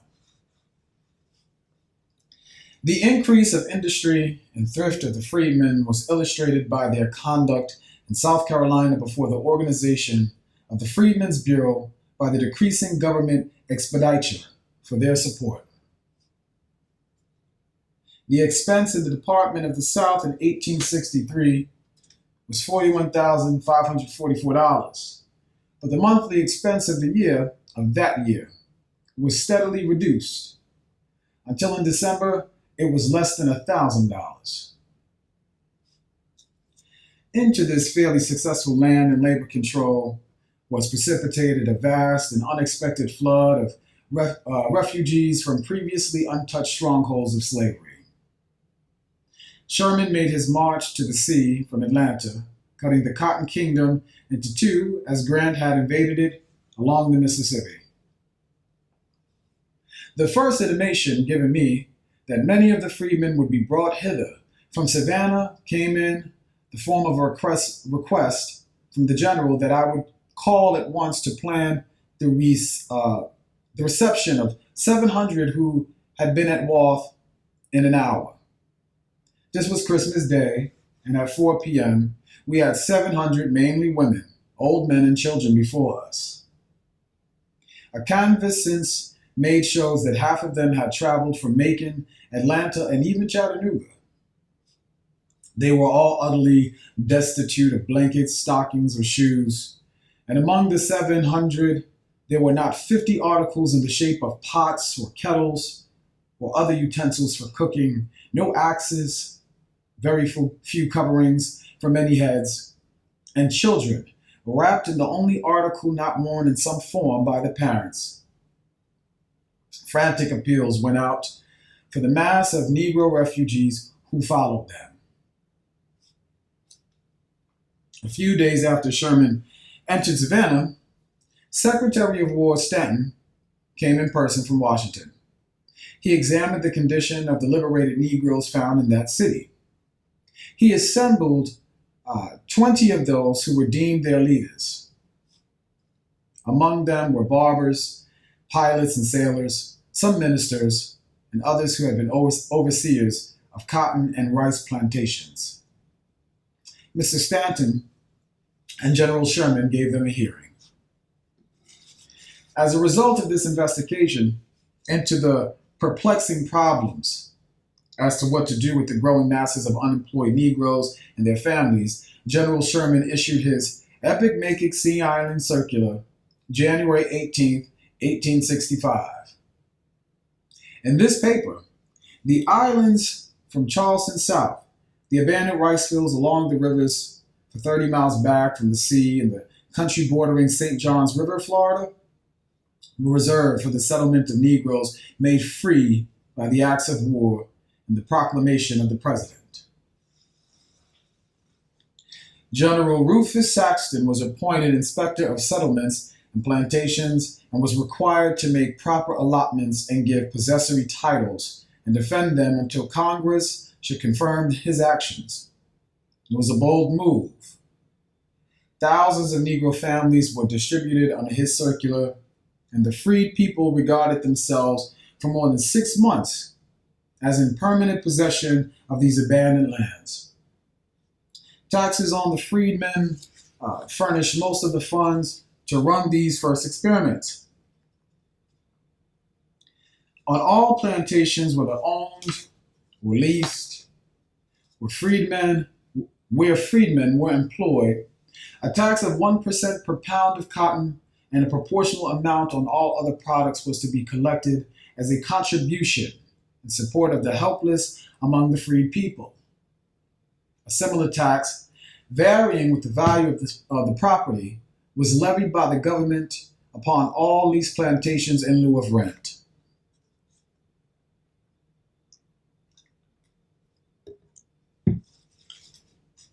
Saxton testified. General Sherman's Special Field Order Number 15 ordered their colonization of 40-acre tracts, and in accordance with which it is estimated some 40,000 were provided with homes.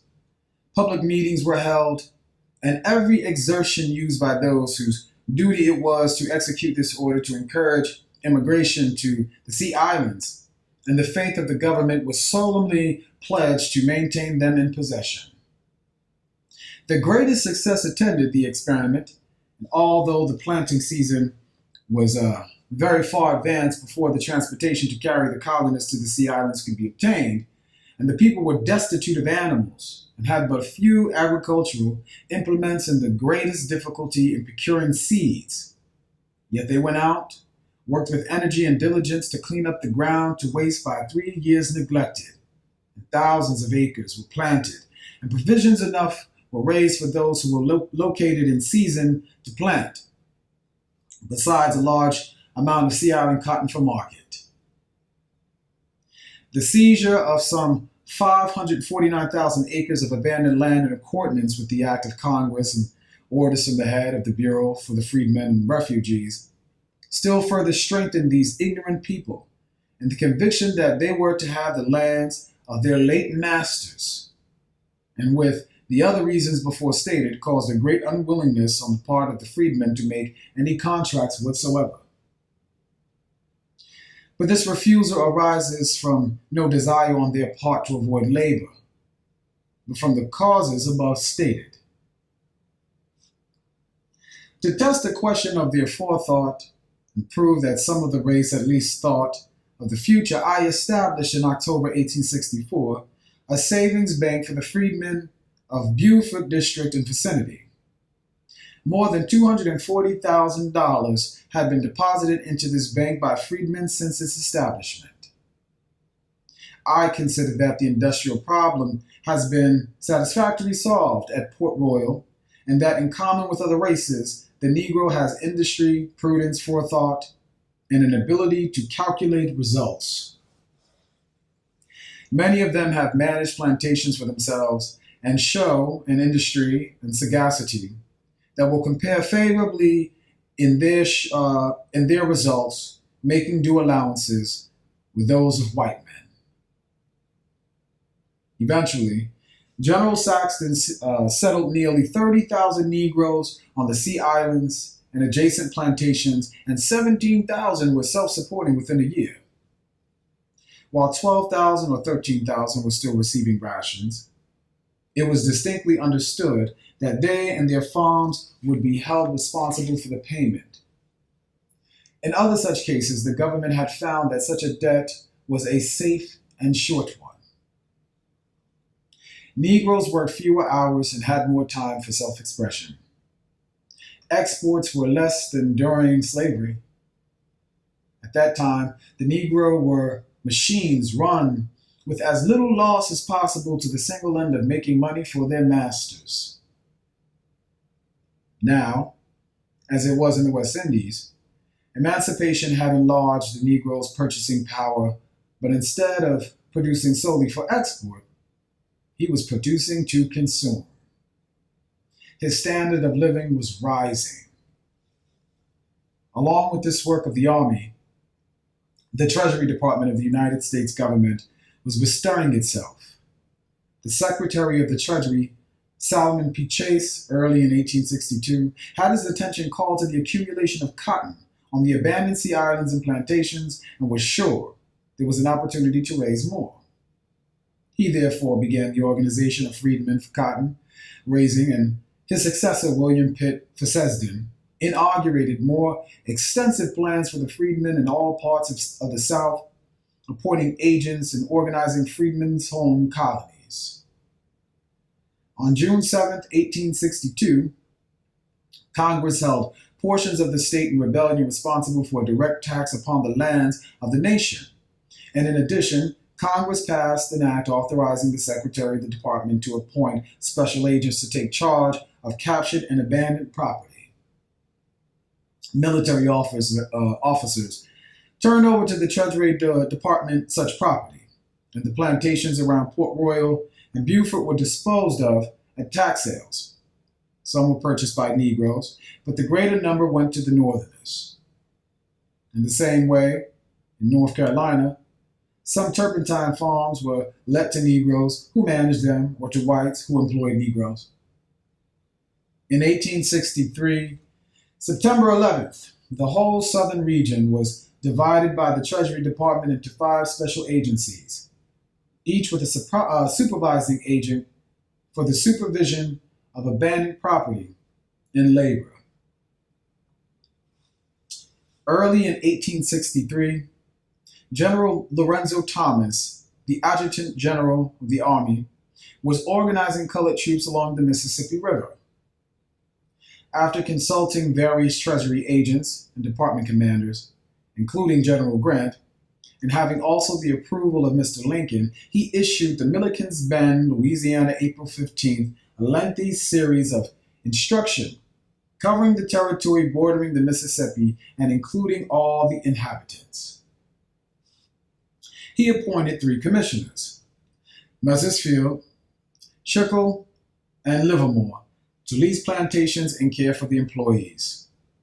He sought to encourage private enterprise instead of government colonies, but he fixed the wages of able-bodied men over 15 years of age at $7 per month, for able-bodied women $5 per month, for children 12 to 15, half price. He laid a tax for a revenue of $2 per 400 pounds of cotton and 5 cents per bushel of corn and potatoes. This plan naturally did not work well, for the lessees of plantations proved to be, for the most part, adventurous and speculators. Of course, such men took advantage of the ignorant people. The commissioners themselves seemed to have done more for the lessees than for the laborers, and in fact, the wages were from the beginning so fixed as to benefit and enrich the employer. $2 per month was charged against each of the employed, ostensibly for medical assistance, but to most plantations, thus least no physician or medicine ever came. And there were other attendant cruelties, which avarice contrived. On 15 plantations leased by Negroes themselves in this region, there was notable success, and also a few other instances in which humanity and good sense reigned. The contracts were generally carried out. Here the Negroes were contented and grateful and were able to lay by small gains. This plantation arrangement along the Mississippi under the commissioners, as well as the management of the numerous infirmary camps passed about the close of 1863, from the War to Treasury Department. A new commission or agency with Mr. W.P. Mellon of the Treasury at the head established more careful and complete regulations than those of General Thomas. This time it was done decidedly in the interest of the laborers. July 2nd, 1864, an act of Congress authorized the Treasury agent to seize and lease for 1 year all captured and abandoned estates and to provide for the welfare of former slaves. Property was declared abandoned and the lawful owner was opposed to paying the revenue.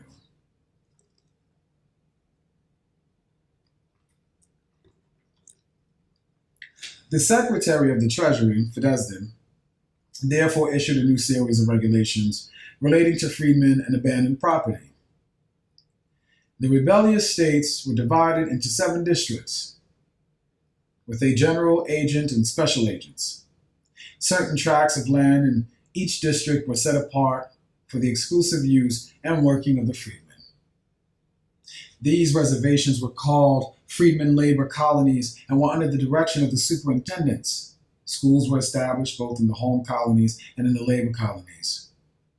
This new system went into operation the winter of 1864 to 1865 and worked well along the Atlantic coast of Mississippi Valley.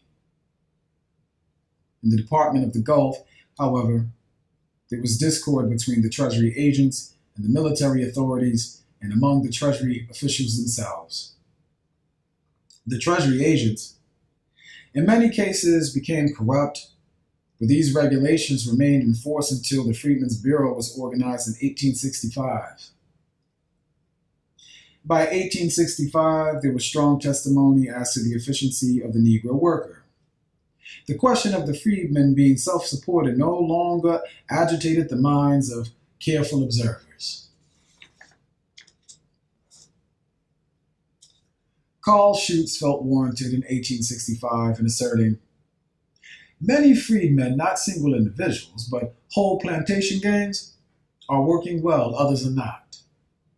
The difference in their efficiency coincides in a great measure with a certain difference in the conditions under which they live.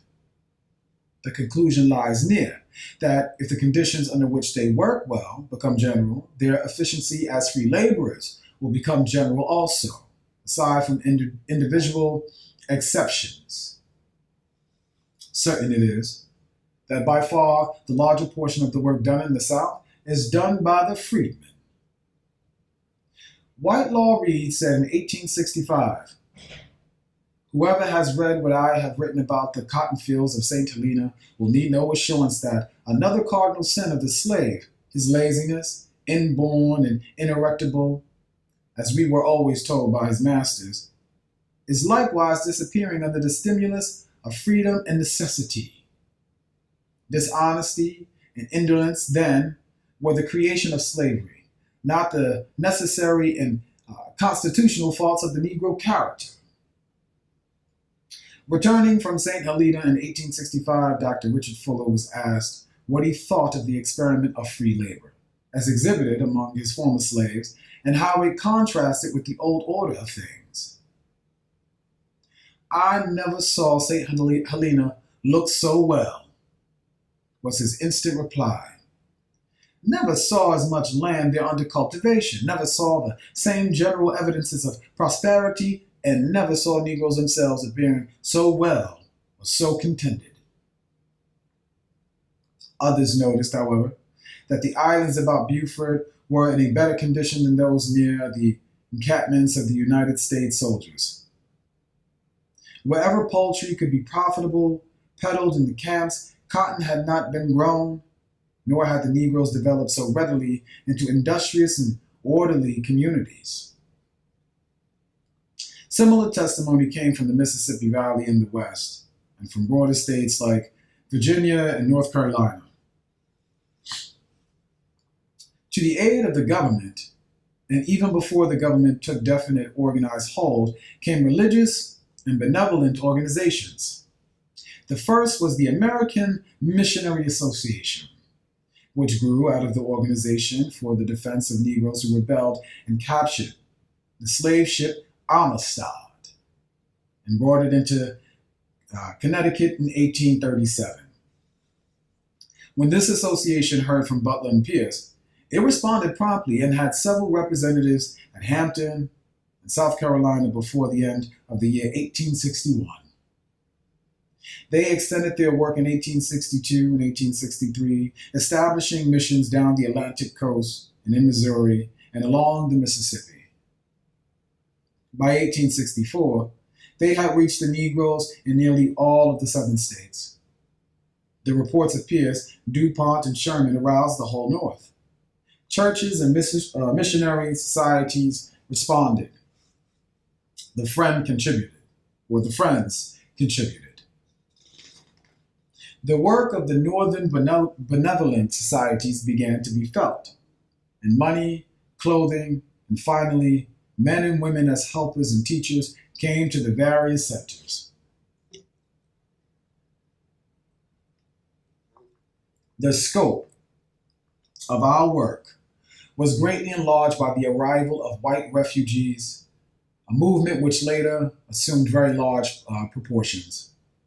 As time went on, Cairo, Illinois, became the center of our activities in this direction. It was the most northerly of any of our camps, and served as the portal through which thousands of poor whites and Negroes were sent into the loyal states as vast opportunities offered for providing them with homes and employment. Many of these became permanent residents. Some were sent home by Union soldiers to carry on the work in the shop or on the farm which the war had interrupted. It became necessary to have a superintendent at Cairo and facilities for organizing the bands of refugees who were sent north by the army. There was an increasing demand for work. New organizations arose, and an educational commission was organized in Boston, suggested by the reports of Pierce, and worked chiefly in South Carolina.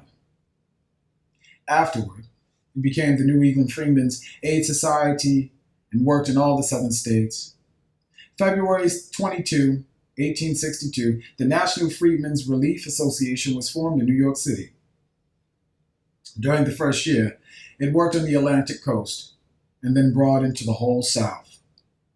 The Port Royal Relief Committee of Philadelphia, later known as the Pennsylvania Freedmen Relief Association, the National Freedmen's Relief Association of the District of Columbia, the Contraband Relief Association of Cincinnati, afterward called the Western Freedmen's Commission, the Women's Aid Association of Philadelphia, and the Friends Association all arose and worked.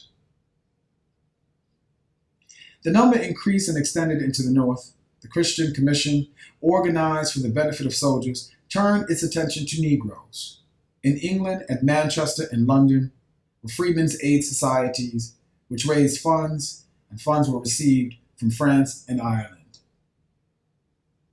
Naturally, there was much rivalry and duplication of the work.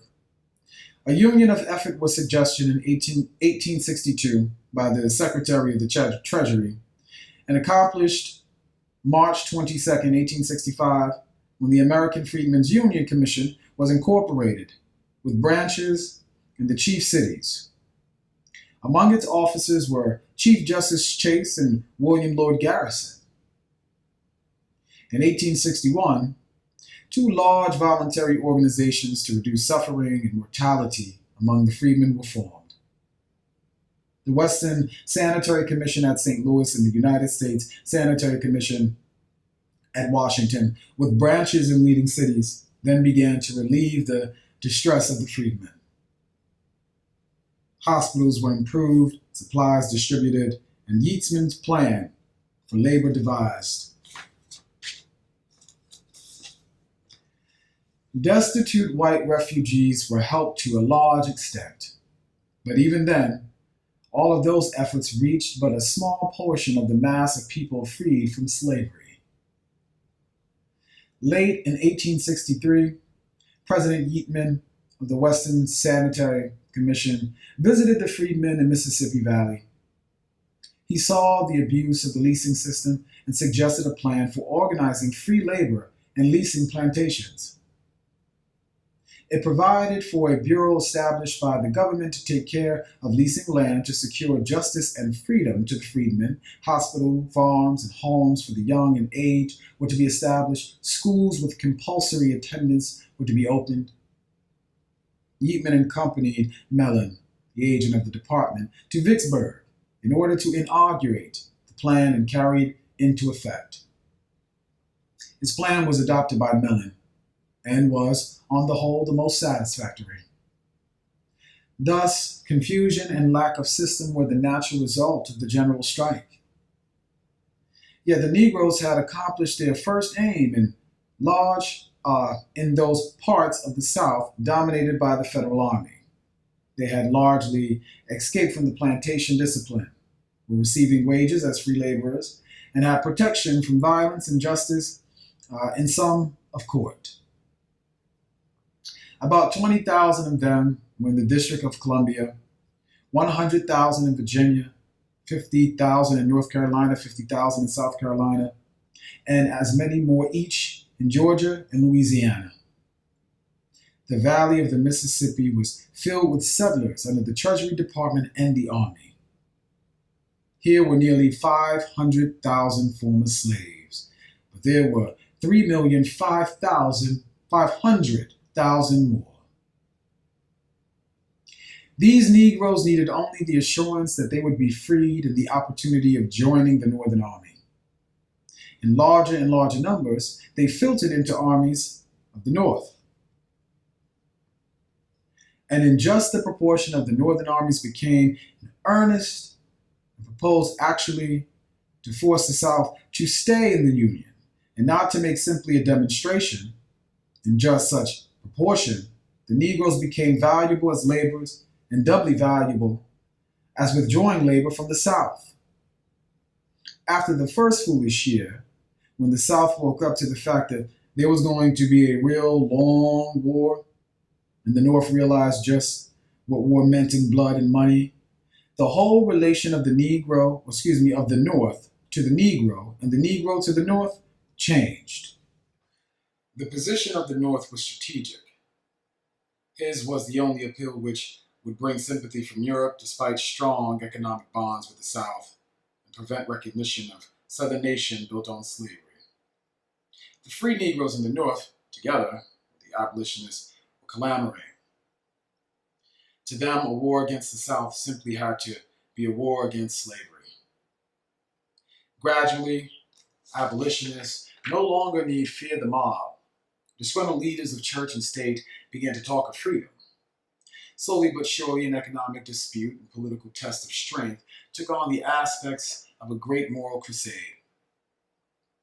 The Negro became, in the first year, contraband of war. That is, property belonging to the enemy and valuable to the invader. And, in addition to that, he became, as the South quickly saw, the key to Southern resistance. Either these 4 million laborers remained quietly at work to raise food for the fighters, or the fighters starved. Simultaneously, with the dream of the North for manpower, produced riots. The only additional troops that the North could depend on were 200,000 Negroes. For without them, as Lincoln said, the North could not have won the war. But this slow, stubborn mutiny of the Negro slave was not merely a matter of 200,000 black soldiers and perhaps 300,000 other black laborers, servants, spies, and helpers. Back of this 500,000 stood 3,500,000 more. Without their labor, the South would starve. With arms in their hands, Negroes would form a fighting force which could replace every single Northern white soldier fighting listlessly and against his will with a black man fighting for freedom. This action of the slaves was followed by the disaffection of the poor whites. So long as the planters' war seemed successful, there was little active opposition to the poor whites. The conscription and other burdens to support a slave owner's war became very severe. The whites not interested in that cause became recalcitrant. Some went into active opposition, and at least there was more desertion and disunion than anything else that brought about the final overthrow. Phillips says, the white mechanics in 1861 demanded that the permanent Confederate Constitution exclude Negroes from employment, except agricultural domestic service, so as to reserve the trades for white artisans. Beyond this, of course, was a more subtle reason that, as the years went on, very carefully developed and encouraged for a time that racial aspect of slavery. Before the war, there had been intermingling of white and black blood, and some white planters openly recognized their colored sons, daughters, and cousins and took them under their special protection. As slavery hardened, the racial bias was emphasized, but it was not until the wartime that it became the fashion to pat the disfranchised poor white man on the back and tell him, after all, he was white, and that he and the planters had a common object of keeping the white man superior. This virus increased bitterness, relentless hatred, and after the war it became a chief ingredient in the division of the working class in the southern states. At the same time, during the war, even the race argument did not keep the southern fighters from noticing with anger that the big slaveholders were escaping military service, that it was a rich man's war and the poor man's fight. That exemption of owners of 20 Negroes from the military service especially wrinkled, and the wholesale withdrawal of the slaveholding class from the actual fighting, which this rule made possible, gave rise to intense and growing dissatisfaction. It was necessary during these critical times to insist more than usual that slavery was a fine thing for the poor white. Except for slavery, it was said, the poor would occupy the position in society that the slaves do, as the poor in the North and in Europe do. There must be a menial class in society, and in every civilized country on the globe, besides the Confederate States, the poor are inferior and menials of the rich. Slavery was a greater blessing to the non-slaveholding poor than to the owners of slaves, and since it gave the poor a start in society, that would take them generations to work out. They should thank God for it and fight and die for it, as they would for their own liberty and the dearest birthright of freemen. But the poor whites were losing faith. They saw that poverty was fighting the war, not wealth. Those who could stay out of the army under color of the law were likely to be advocates of a more numerous and powerful army. Not so with many of those who were not favored with position and wealth. They grudgingly took up arms and condemned the law, which had snatched them from their homes. The only difference was the circumstances of position and wealth, and perhaps these were just the things that had caused heartburnings in more peaceful times. The sentiments of thousands in the upland countries who had little interest in the war and who were not accustomed to the rigid, centralized control was probably well expressed in the following epistle addressed to President Davis by a conscript.